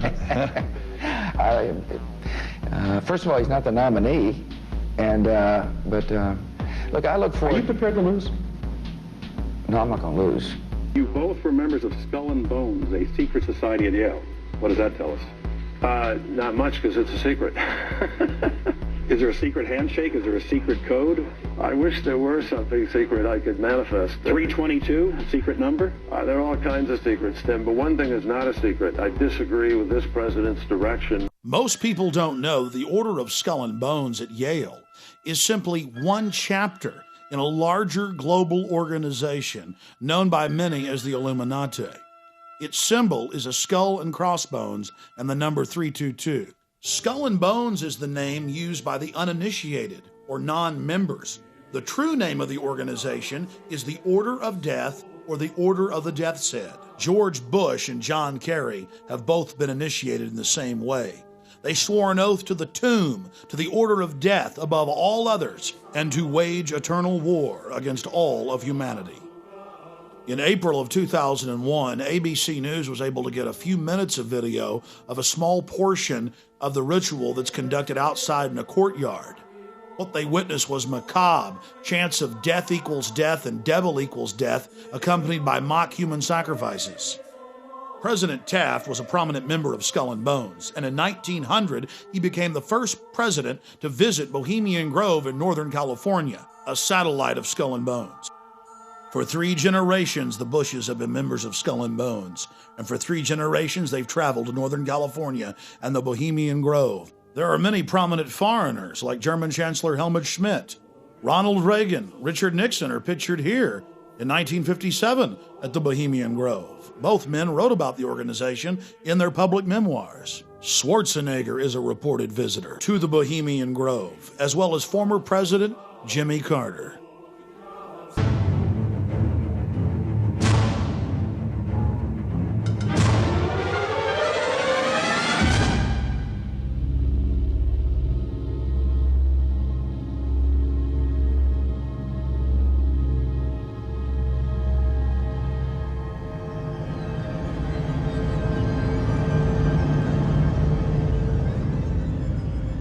While in New York, we ran into the Karl Rove of 4 administrations. David Gergen, top presidential advisor to Ford, Reagan, George Herbert Walker Bush, and Bill Clinton. We couldn't believe our luck. It just so happens that David Gergen is also a prominent member of the Bohemian Grove, the offshoot of Skull and Bones.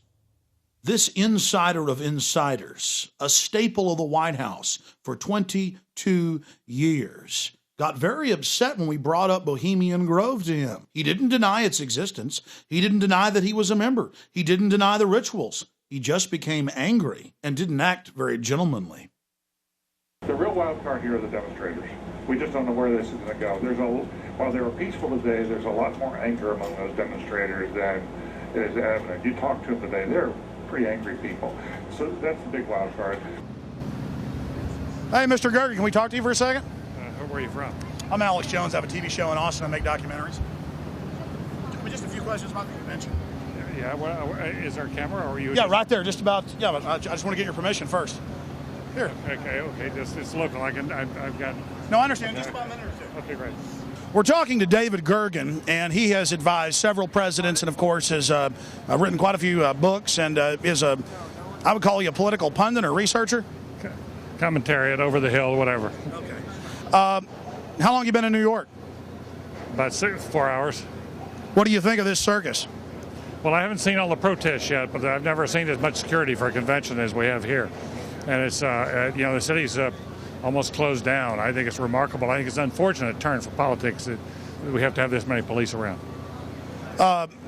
There's been a lot of news articles and reports saying that there's a heightened risk of terror attacks. Do you think that's? Do you think there's a chance of that, or comments? Well, listen, they just arrested, I think, or broken up some plot allegedly to somebody wanted to blow up subways. Yeah, I think it's a very real danger, and you've got. Madison Square Garden is sitting right, basically on top of a train station, and Boston Convention was right on top of a train station. Yeah, I just have to remember that trains are very accessible, vulnerable, and that's what happened in Spain. They went after trains and they blew some trains up, and it wasn't very expensive. So I think there's that danger, but I think the police are on top of it. They're treating this as a special security event, which means there's not only the obvious police around, but believe me, there's a lot of private stuff going on here. Okay, one last question. I read a Washington Times article many years ago where you had a comment about the organization, and then now it's been in the Wall Street Journal, it's been in a lot of different newspapers, and that's the Bohemian Grove. And back in, 1996, when you joined as a Clinton advisor, the Republicans were criticizing you. Oh, what about Bohemian Grove? And then you countered them by saying, "Hey, I don't run around in the woods naked." What did that mean? Here is the before-mentioned Washington Times article where he said, "I didn't run around naked like they do." I don't know what quote you're referring to. I'm not aware of any quote like that. Listen, I am a happy member of the Bohemian Grove. I like the folks who come there, and it's really inappropriate for me to talk about the group beyond that. Thank you. Have you been there for the ceremony with the cremation of care? Frankly, I don't think that's something I need to talk to you about. Great owl of Bohemia, we thank thee for thy adjuration.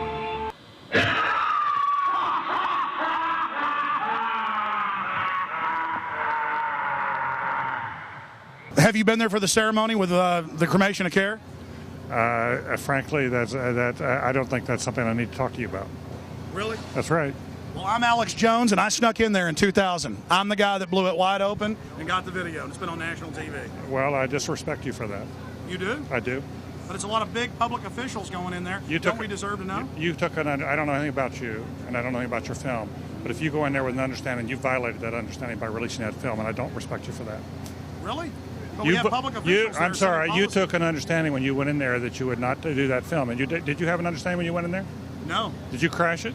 Yes. Yeah, and it has no trespassing signs there too, doesn't it? No, they put them up after. Oh, I'm sorry. Just walked in. I'm sorry, sir. I've been there before. I know what the circumstances are, and I'm sorry you violated the understandings. That was not a gentlemanly thing to do. But what about the ritual? Is the ritual gentlemanly?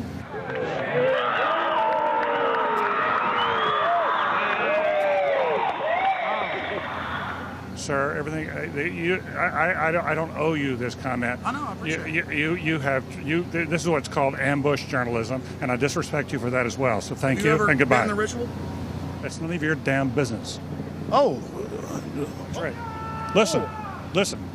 You go around and make understandings with people and violate them. You ambush people on the streets, and that's inappropriate form of journalism. If you wish to practice that, that's fine, but don't ask others to respect you for it. If you want to, you can do. You're a free American, like anything you want. If you want to be uncivil and rude and ungentlemanly, that's up to you. But don't expect the rest of us to say, "Oh well, you're there, Mr. Gergen." I'm sorry, nobody sets policy in there. We try to be gentlemen, and obviously, you don't belong there. Weaving spiders come out here.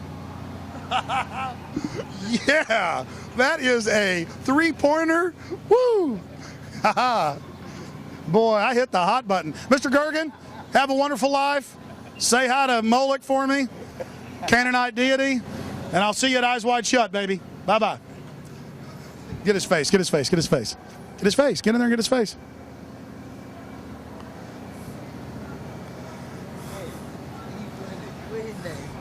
David Gergen. David Gergen says that we're angry? The real wild card here are the demonstrators. We just don't know where this is going to go.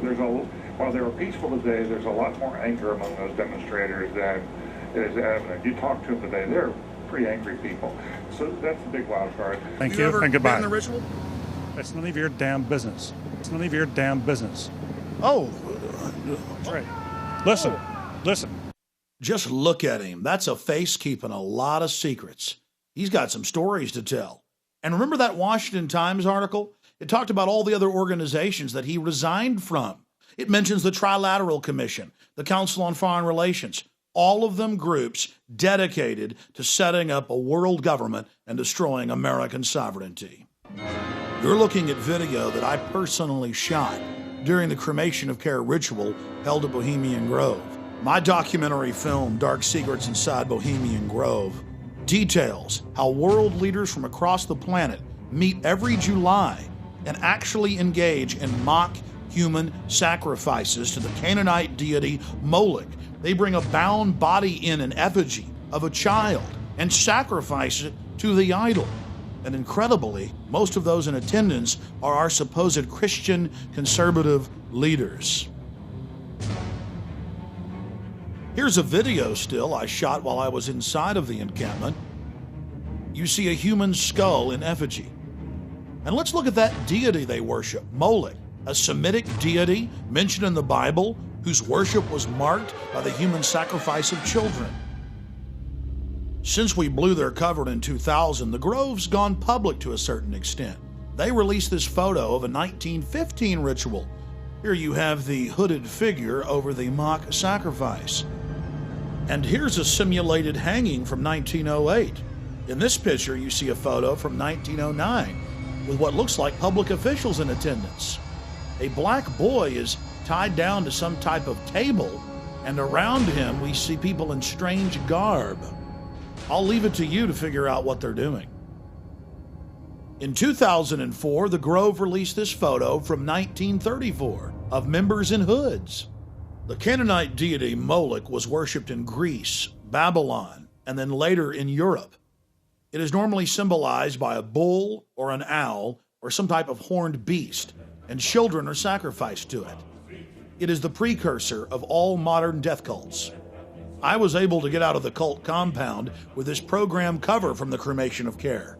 And right on the front, where a child would be burned, they had photoshopped in the image of a skeleton burning in the flames. What purpose does this all serve, having world leaders congregate and engage in an ancient Canaanite ritual of mock child sacrifice? It's a way of binding them together, whether it's George Herbert Walker Bush or Henry Kissinger or Ronald Reagan or Federal Reserve Chairman Alan Greenspan, who's been a member since 1984. It's about bringing them together. Nowhere is the origin of the cult more in evidence than in former German Chancellor Helmut Schmidt's own autobiography, Men and Powers, a political retrospective. He talks about how they have their own German groves where they do these rituals, these, quote, druidic rituals. But he says his favorite place to do the rituals is at Bohemian Grove. This is a book that you can get at the library written by him. He talks about the Trilateral Commission, the CFR, the Bilderberg Group, and world government. And he says that much of the decisions are made at the Bohemian Grove. We were able to obtain the internal annals of the Bohemian Grove from 1987 to 1996, a publication only given to members. And in it, we see pictures of George W. Bush and his father, Newt Gingrich. We see all of these different famous individuals there at the Grove. Walter Cronkite, Jimmy Carter, Jack Kemp, Richard Milhouse Nixon. The list goes on and on. If you're still doubting reality, here is a November 1989 issue of Spy magazine. The Grove released photos of themselves dancing around dressed like women. And in the article, they admit that they do mock human sacrifices. The article went on to show artist renditions of the Moloch idol, as well as discussing how they bus in male prostitutes and how AIDS was a big problem. Then a New York Post article in July of 2004 reported how a top gay porn star serviced the moguls at the Bohemian Grove. This 1914 Bohemian Grove annal has a swastika on its cover, and inside it talks about how they're a German death cult founded by the Illuminati. But some of you are saying, wait a minute, the Nazis invented the swastika. That was their symbol. You're talking about 1914 and 1920. My friends, the swastika was used by the Buddhists. It was used by Native Americans. It is a sun symbol, and it was used by Druids in Europe thousands of years ago. In the 1920s and 30s in the U.S., it was a symbol of good luck, like a horseshoe. But for the Nazis and members of the Bohemian Grove, it was a symbol of power. And Adolf Hitler was obsessed with the occult. The roots of Nazi Germany grew out of groups like the Thule and Thule Society, organizations obsessed with black magic, which themselves sprung from older organizations like the Illuminati. All of these groups corresponded and called themselves Orders of the Death's Head. Adolf Hitler was a member of the Thule Society. Here you see one of their publication covers from 1919. He took their symbol as the signet of his party. It has been reported that after Madame Blavatsky died, Aleister Crowley became the head of the German Illuminati, also known as the OTO. Aleister Crowley was called the most evil man alive because of the bloodthirsty rituals he engaged in. It's important to note that both of his children died in questionable circumstances. So should we be surprised that the leader of the Third Reich, who killed millions of people, was an adherent of both of these sickening individuals? The Waffen-SS were the henchmen of the Nazi Party, and they wore an aluminum or silver death's head on their hats. Here you have a famous field marshal of World War I, and adorning his headdress is a death's head. In reality, all of Hitler's actions were nothing more than a manifestation of the deepest and darkest dreams of the Order of Death. And remember that the Order of Skull and Bones of Bohemian Grove are nothing more than offshoots of this global movement. The Nazis wore a skull and crossbones on their hats. Compare that to the skull and bones symbol. And beneath that, an early Nazi Party medal, not just with a swastika, but the 32 or 322 of Skull and Bones. We see these symbols throughout Nazi culture, especially on their icons and standards. Hitler believed that they drew power from these symbols, and he publicly talked about it. Here is an official photo taken from the Presidential Library of George Herbert Walker Bush, showing him standing with his classmates. And there it is, the Order of Death symbol, the skull and crossbones with 322 beneath it. Would it surprise you to know that one of the chief members of Bohemian Grove, Thomas Watson, was also an adherent of Adolf Hitler's ideology, and that international business machines were integral in controlling the death camps? IBM was absolutely essential in assisting Hitler in numbering and exterminating the Jews and other undesirables. The famous tattoos on Jews' arms were international business machine numbers that were entered into the computers. The computers would then decide how long to keep someone alive and how hard they could be worked according to height and body weight as well as age. Here's a photo of Mr. Watson with Adolf Hitler in the late 1930s. It's not a coincidence that today IBM is the backbone of national ID card technology in the United States and across the world.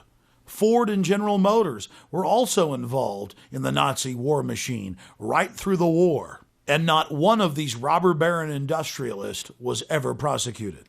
Here is the international business machine that calculated the deaths of millions. The modern Olympic symbols have nothing to do with Greece. They were drawn and designed by Adolf Hitler, and we still use them today. The Order of the Death's Head symbols are all around us, but the general public is too blind to see it. Now we will explore how the American branch of the Illuminati aided and abetted Adolf Hitler, and how the Bushes were the first family when it came to treason. I've been an investigative reporter and a journalist for 35 years. I've worked in every major media market in the United States, and I've written for more than 100 newspapers and magazines nationally and internationally.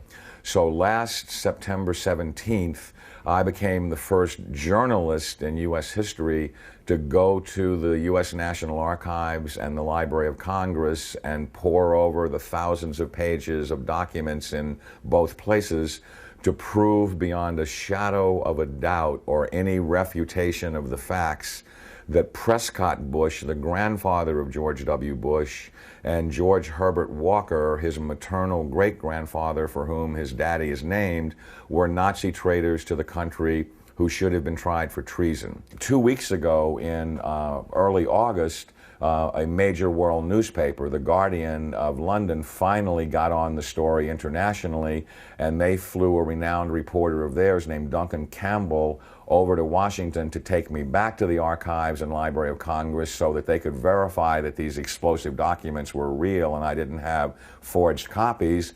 Prescott Bush was the grandfather of George W. Bush and the father of George Herbert Walker Bush, and George Herbert Walker Bush is named for his father-in-law, George Herbert Walker. Prescott Bush graduated from Yale in 1917 and was in Skull and Bones with E. Roland Harriman, who was the younger brother of W. Averill Harriman. The Bush family really had nothing going. They were essentially social climbers and opportunistic people. At the time that Prescott Bush met Dorothy Walker, he was a tire salesman. And George Herbert Walker, as all fathers do when their daughter's going to marry someone, said in his heart, you know, it's not an appropriate thing socially that my daughter marry a tire salesman. So he brought Prescott Bush first into Brown Brothers Harriman and then Union Banking Corporation. In actuality, it was anything but a bank. It was essentially a Nazi money laundering operation that had a lot of tentacles into a lot of different other businesses. They owned a shipping line called Hamburg American Line, for example, which was the first Nazi front business seized, although the line was no longer operational in 1942. In the early 1930s, it transported Nazi spies into the U.S., and then their promotional ads offered cash rewards to any American citizens who would go back on Hamburg American lines and proselytize for Hitler. 8 months after the U.S. had entered the war, the New York Herald Tribune ran a front-page article, "Hitler's Angel has $3 million in U.S. Bank."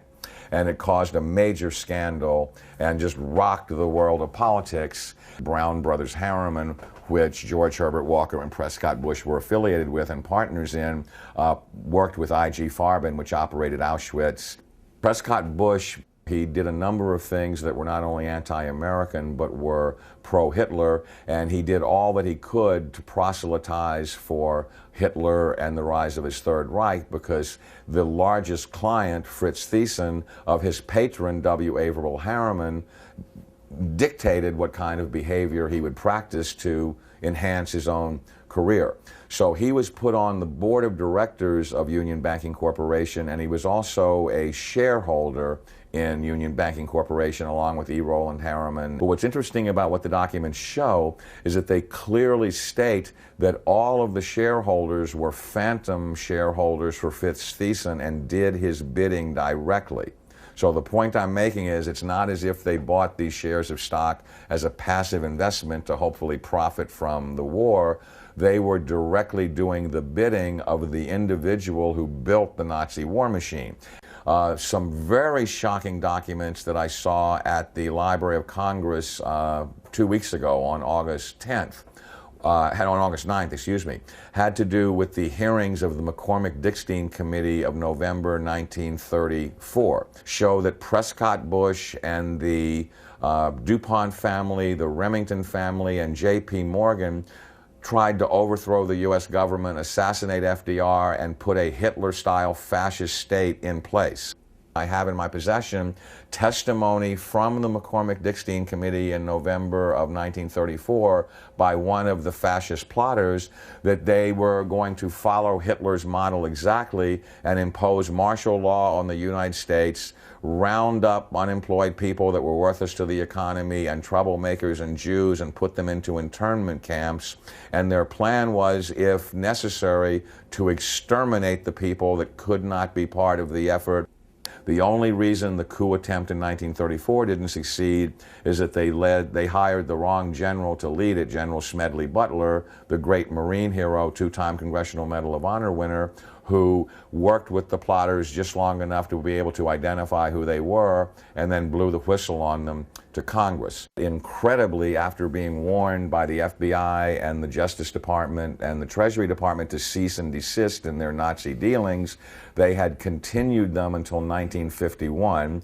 There had been 28 additional seizures of Nazi assets and Nazi business fronts between late 1942 and 1951, and that they had moved Nazi assets into Switzerland, Brazil, Argentina, and Panama, and they had continued to do business with their primary Nazi patron, who was Fritz Thiessen, who backed Hitler beginning in 1921 and who was the wealthiest man in Germany, and a steel and coal baron who, with his partner Friedrich Flick, essentially built the Nazi war machine along with I.G. Farben. In 1951, when Fritz Thiessen died in Argentina, Union Banking Corporation was liquidated by the U.S. government, and Prescott Bush received $1.5 million for his holdings in his Nazi business, and that was the beginning of the Bush family fortune for all intents and purposes. George Bush doesn't take his philosophical foundation from the Bible or the teachings of Jesus in the Sermon on the Mount.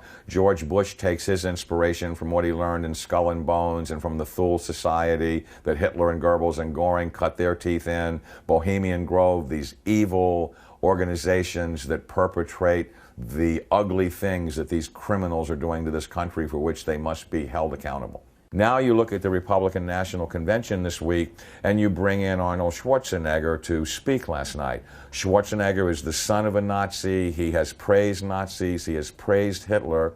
He talked last night in terms like, we will not falter, we will not waver, we will win this war on terror. He's a leader who doesn't flinch, who doesn't waver, and does not back down. Well, that's exactly the speeches that Hitler made after the Reichstag fire. Terrorism and the homeland being under attack are precisely the issues that Hitler used to subvert everything within the German system of government. This is a criminal regime. They not only emulate Hitler, but its genesis comes from Hitler. And I defy anyone, a historian, journalist, author, anyone, to come forward and disprove my premise that you cannot differentiate Hitler's invasion of Poland in 1939 and the Reichstag fire and his attempt to dominate the world from George W. Bush's unprovoked invasion of Iraq and subversion of the Constitution through the Patriot Act after 9/11, which I submit is his Reichstag fire.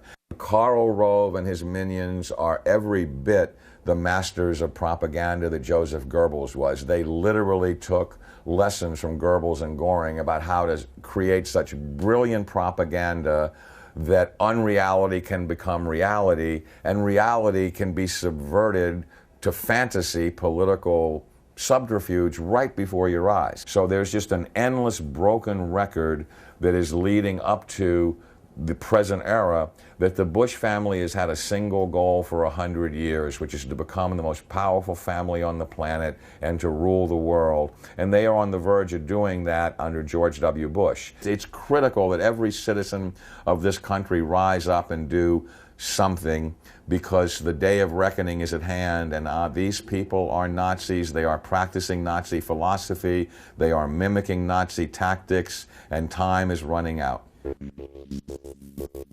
And now it's being reported that the architect of the Bush administration's policies, Karl Rove, is the grandson of Karl Rover, a Gauleiter or governor over an entire state in Nazi Germany.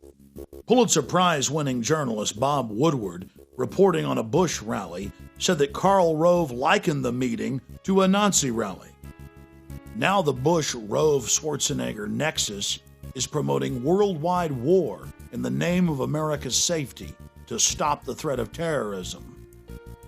The same secret society that funded and supported Adolf Hitler is now supporting a move towards world government, and Karl Rove is out there on point pushing Arnold Schwarzenegger for president. Today. We don't know what to make of the fact that he seemed to be somewhat part of the winner's circle, do we? We don't know why he was so much in evidence today. Well, he's the Republican governor of the most populous state in the Union, who is very supportive. He's an old friend of 41's. The San Francisco Chronicle reported the decision to have Arnold run was made by Rove at the Bohemian Grove. You've got to hand it to the political wizards. Tens of thousands of Republicans at the RNC praising and chanting for a man who's for open borders and rabidly against the Second Amendment, but they've been told to worship him, so they are. This isn't the first time we've been fooled by foreign usurpers. There was another interesting meeting in Madison Square Garden back in February of 1939 by the Bund, or the American Nazi Party.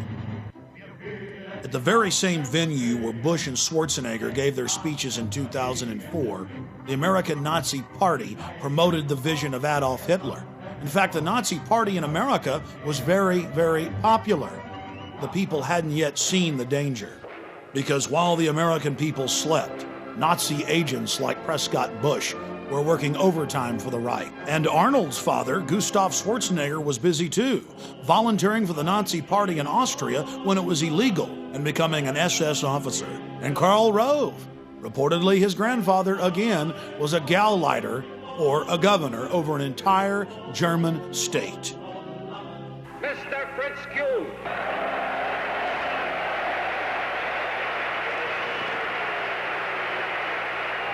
You all have heard of me through the Jewish-controlled press as a creature with horns, a cloven hoof, and a long tail. If you ask what we are actively fighting for under our charter, I will here repeat the declaration I made public some time ago. First, a social, just, white, Gentile, ruled United States. Second, all the American Nazis talked about was how much they loved America, how pro-USA they were. And a lot of the public bought it. And the fathers and grandfathers of the men who run our country today were in full support of the Bund. It's now the 21st century, and things have gotten a lot slicker. The question is, will the public buy it? California Governor Arnold Schwarzenegger.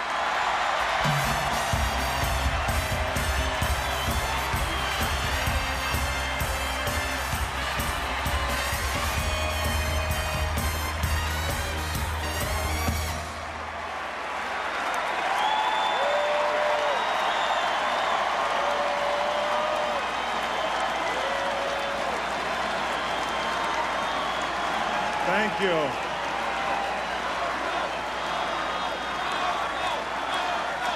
Did I wake up in the middle of a Twilight Zone or Outer Limits episode? The American people cheering and chanting the name of someone whose homeland is Austria and who openly talks about being a dictator all the time? Thank you very much. Thank you. What a greeting.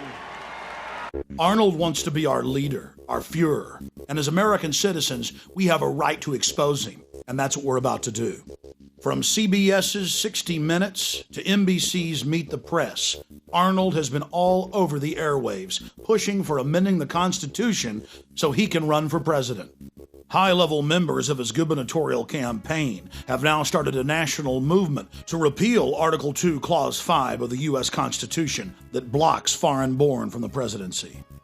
In November of 2004, former President George Herbert Walker Bush gave Schwarzenegger the George Bush Award at his presidential library in College Station, Texas. And he told the crowd, "Don't bet against Arnold Schwarzenegger. There's a good chance he's going to end up being our president." Arnold Schwarzenegger positioned himself into the Kennedy family by marrying Maria Shriver.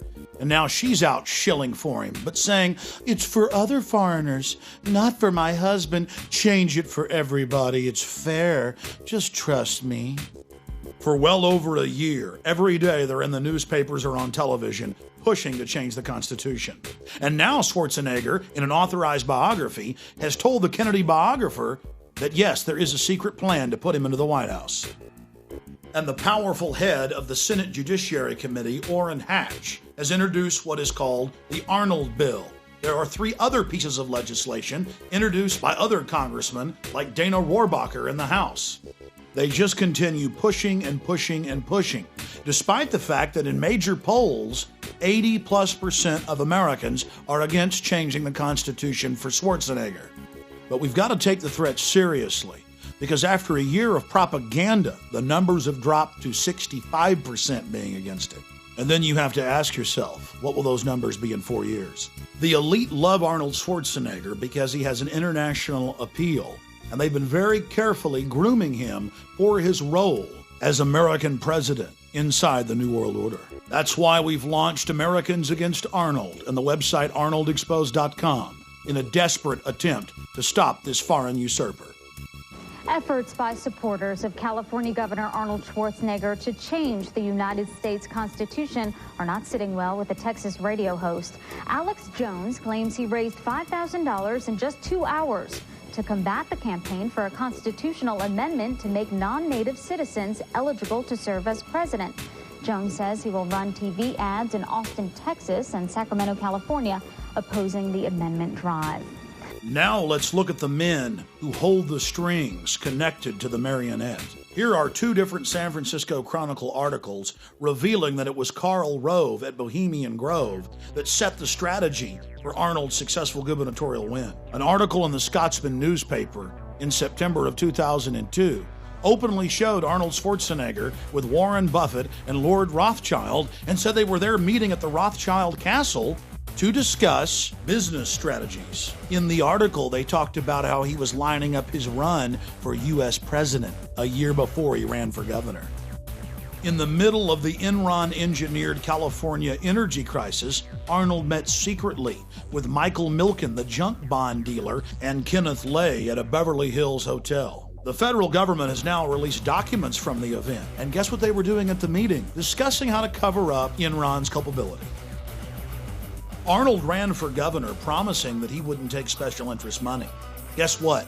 He's broken all previous records for taking corporate money.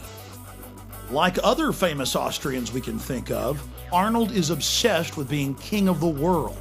He's told friends, family, newspapers, magazines, over and over again that he wants to be ruler of the world, that he dreams of being a dictator, that he wants to be worshipped at a Nuremberg-style rally like Hitler. Rolling Stone reported on it in the 70s. The London Guardian and CNN in 2003 both reported how he told friends and family of a recurring dream where he walks the earth as our ruler, and of a 50-year plan he had as a young man to become world ruler. In 1990, he told U.S. News and World Report, "My relationship to power and authority is that I'm all for it. People need somebody to watch over them. 95% of the people in the world need to be told what to do and how to behave."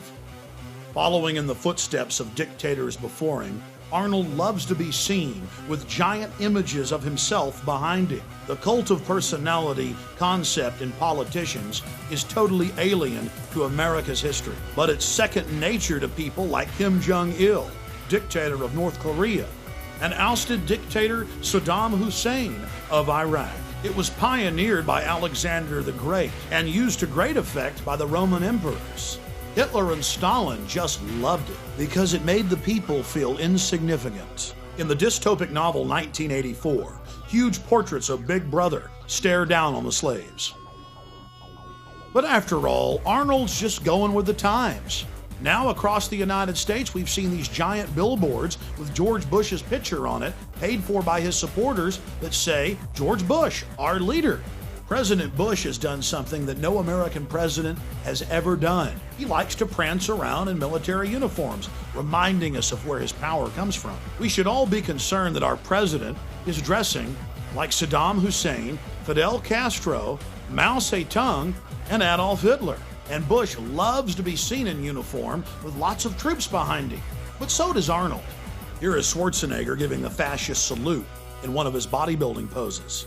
A trick the pro-Schwarzenegger press likes to play on the people is to focus on his father and then go, well, he can't help it if his father was an SS officer. What they don't like to focus in on is Nazi war criminal Kurt Waldheim, who was Secretary General of the United Nations. At his wedding to Maria Shriver in 1986, in front of a massive press in attendance, he said the following: "My friends don't want me to mention Kurt's name because of all the recent Nazi stuff and the UN controversy, but I love him. And Maria does too, and so thank you, Kurt." Here's a photo of Arnold Schwarzenegger with Kurt Waldheim in Austria in 1999. Kurt Waldheim was an elite Nazi as well, an officer in the SS. He hunted down American soldiers in Serbia and killed them. An article in '92 in Spy magazine reported on how Arnold liked to give away recordings of Adolf Hitler to friends in California. It also reported on how he loved to give the Sieg Heil salute. Former Mr. Universe Rick Wayne went public and talked about how Arnold loved to call black people the N-word and said they couldn't run or do anything, and how he went on to say that blacks were basically worthless to society. A second champion black bodybuilder, Robbie Robinson, went public. And in his testimony, he talked about a public event in front of thousands of people where Arnold in 1978 began screaming, "Down with the N-words, down with the blacks, subhuman, you people can't run the country." It goes on, but the mainstream media ignores it. Arnold's barbaric treatment of women is legendary, and he's publicly apologized for it. The reason this is so important is it shows a total lack of control. He's a wild man. More important is his love of domination. He loves to degrade underlings. Arnold has never challenged a 2001 Premier magazine article where he reportedly makes unattractive members on set get on their knees and call themselves ugly dogs. He reportedly revels in humiliating people until they cry. Not only is he a man after the elite's own heart, loving to dehumanize, he's totally compromised. If we know about all of these skeletons, imagine how many are still in the closet. In a sit-down interview Arnold gave We magazine, he talked about drug use and sex orgies. The elite just loves that. Total control over their puppet. Then there's all the publicly available gay porn. That's right, in gay porno mags, Arnold's done some spreads. But on top of it, there's the private collections of people like Robert Mapplethorpe, who was a pioneer in hardcore homosexual pornography. One of the biggest problems in Arnold's portfolio of horrors is his admitted use of anabolic steroids. Anabolic steroids, especially heavy use, can permanently change one's psychological makeup. He's also been a poster child for steroid use that has been a ravage on the youth of America. But being a bad role model is nothing compared to the psychological effects that include mania, roid rage, extreme aggression, delusions of grandeur. This is what testosterone and its derivatives cause. It's in the medical handbooks. So let's look at this again. An individual who says he wants to be a dictator, who reportedly hands out recordings of Adolf Hitler's speeches, who openly promotes admitted Nazis like Kurt Waldheim after they're exposed as Nazis and doesn't apologize about it, now wants to be our president. And he's taken a drug that can permanently alter the chemistry of the brain, making you domineering and aggressive and delusional. We're talking about Arnold Alois Schwarzenegger being positioned to be president of the United States, in control of all of our military forces. Think about this compromised individual. In control of our B-2 bombers, our nuclear submarines, our nuclear missiles, our Air Force, our Army, our Navy, everything. You put that together with the police in black uniforms, the ski mask, the Patriot Act. It's a nightmare. And we have the very same elite that tried to bring Hitler to power now pushing Schwarzenegger. It's up to you, America. You better research these facts for yourself and take action to defend our republic from enemies foreign and domestic. In the battle for our liberties and freedoms and our children's future, it's going to be reality, not illusion, that's going to save this country. If we believe the propaganda and the slick packaging, we are going to go into the Fourth Reich of the New World Order. Schwarzenegger and his controllers are counting on you to not take action, to not inform yourself and others, to not stand up against this insane action that they're taking against us, trying to put some foreigner from Austria who says he wants to be a dictator and in control of this country. And in spite of the attack on our homeland, on our homeland, on our homeland, on our homeland. Schwarzenegger has the nerve to call America his homeland. By definition, your homeland is the country where you were born. And that country for you, Arnold, is Austria, of the Black Eagle and Lederhosen, where your father was an SS officer, where your mother, when he died, married another top SS officer. That's your homeland. Your homeland is the birthplace of Adolf Hitler, and America will never be your homeland. Your claim of America as your homeland is as false as everything else you do. Then Arnold went into a very revealing diatribe where he talked about the police state in Austria, a police state his father helped set up. The problem is America's turning into that very police state. It's a mirror image. When I was a boy, the Soviets occupied part of Austria. I saw their tanks in the streets. I saw communism with my own eyes. I remember the fear we had when we had to cross into the Soviet sector. Growing up, we were told, don't look the soldiers in the eye, just look straight ahead. It was common belief that the Soviet soldiers could take a man out of his own car and ship him back to the Soviet Union as slave labor. Now, my family didn't have a car, but one day we were in my uncle's car. It was near dark as we came to the Soviet checkpoint. I was a little boy. I was not an action hero back then. But I remember how scared I was that the soldiers would pull my father or my uncle out of the car and I would never see them again. My family and so many others lived in fear of the Soviet boot. Well, Arnold, now America imprisons more people than any other country on the face of the earth. And American children grow up in the high-tech police state that your masters have built. After winning the rigged election against his cousin John Kerry, Bush said that he had political capital. He went on to explain that that meant he could do whatever he wanted to. Look at the number of uniformed personnel, all of them armed. It's estimated there are 60,000 armed and uniformed members of law enforcement here.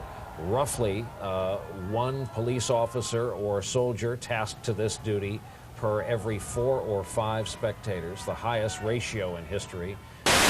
You've driven around this city, Chris, the last couple of days. Brian and I were talking about it. It was close to an armed camp. Ladies and gentlemen, the President of the United States, George W. Bush, and First Lady Laura Bush. Wave to them. Let them know that you love America. Administer the presidential oath of office. Justice Rehnquist. Lord Bush went on to give an oath that he would protect and defend the Constitution, when all he's been doing is trying to dismantle it. His new Attorney General, Alberto Gonzales, has said publicly that President Bush is above the law, above the Constitution, a dictator.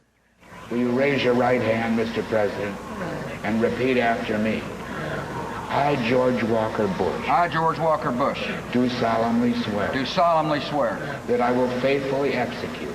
That I will faithfully execute. The office of President of the United States. The office of President of the United States. And will to the best of my ability. And will to the best of my ability. Preserve, protect, and defend. Preserve, protect, and defend. The Constitution of the United States. The Constitution of the United States. So help me God. So help me God. Congratulations.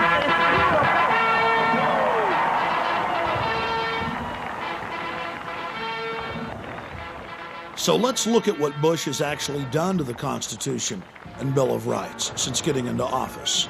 He passed Patriot Act 1 that dismantles at least 7 of the first 10 amendments. And under Section 802, all Americans are defined as terrorists. Under Section 802, the new definition of terrorism is redefined as acts that are dangerous to human life that violate any federal or state law. And when Bush talks about reauthorizing the Patriot Act, that's code for passing Patriot Act 2. Under the Patriot Act, Homeland Security has visited toy stores over possible trademark infringement. An Army doctor who complained too much was arrested by Homeland Security. Topless bars, zoning disputes, pot dealers. It's all under the Patriot Act. And starting in 2005, all new passports are digitally tracked by an RFID chip. It's easy to get in, but hard to get out. And before he left office, Homeland Security Chief Tom Ridge called for a world ID card. In late 2004, Bush successfully got the Congress to pass a national ID card, craftily hidden in state driver's license under federal standardization. Bush told conservatives that it would stop illegal immigration.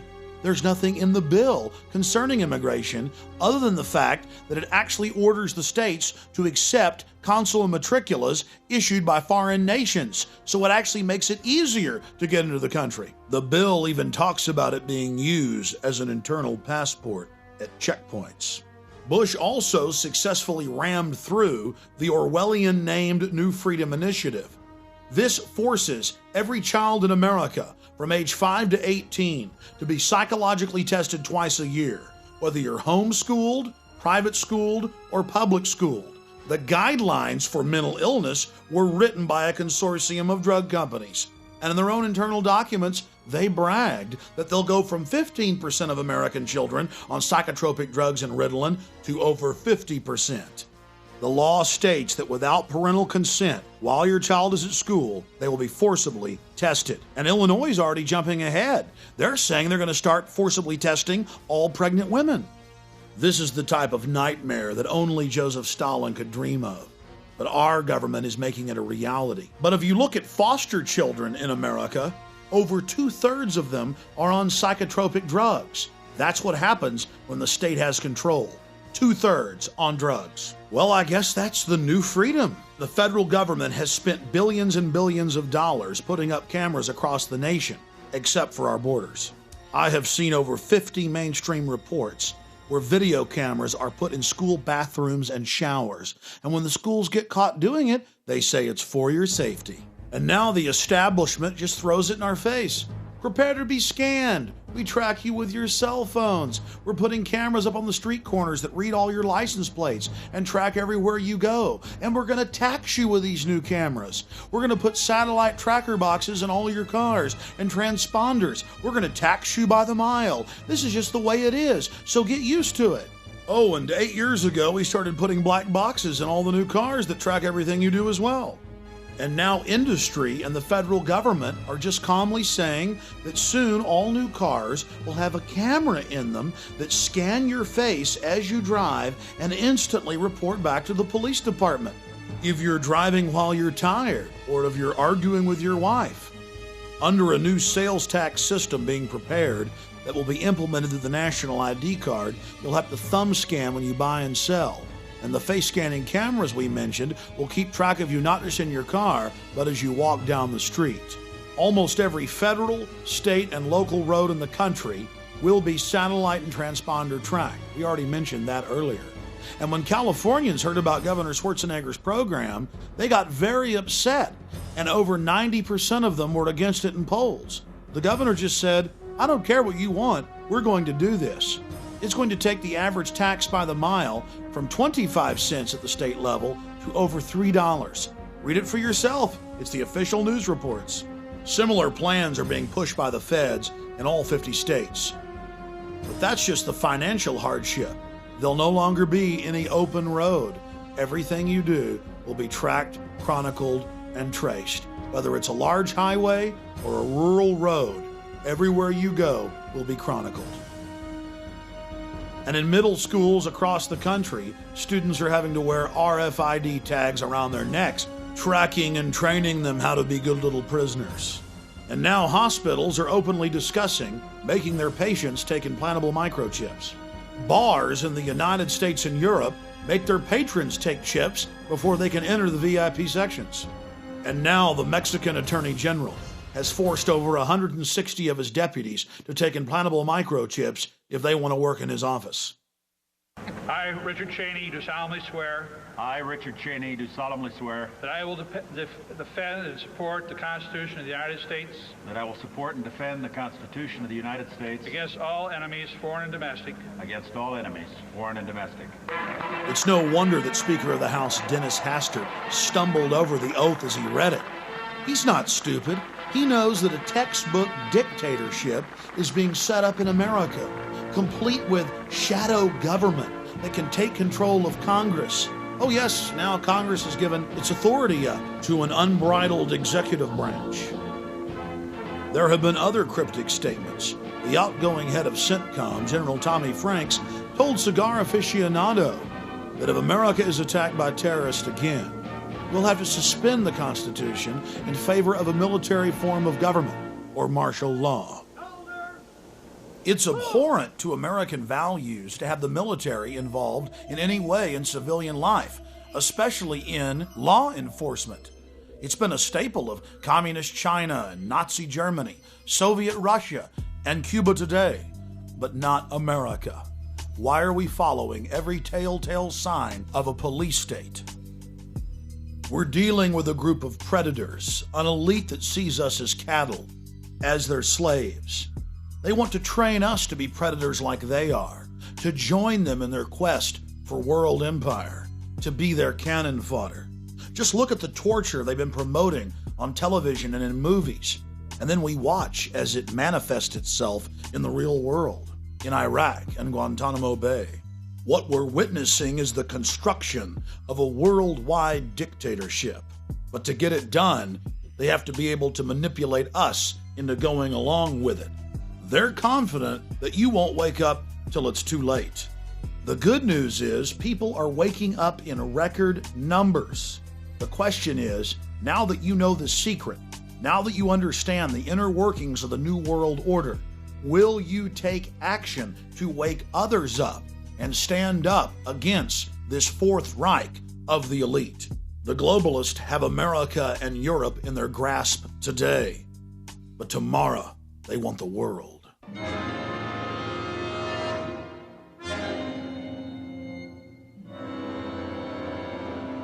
Let us never tolerate outrageous conspiracy theories concerning the attacks of September the 11th. Malicious lies that attempt to shift the blame away from the terrorists themselves, away from the guilty. Conspiracy theories, conspiracy theories, conspiracy theories. The hijackers were instruments of evil who died in vain. Behind them is a cult of evil which seeks to harm the innocent and thrives on human suffering. To purchase additional copies of this film, or to see dozens of other films and important books, be sure and visit INFOWARS.com or PrisonPlanet.com. Or to order, simply call toll-free 1-888-253-3139.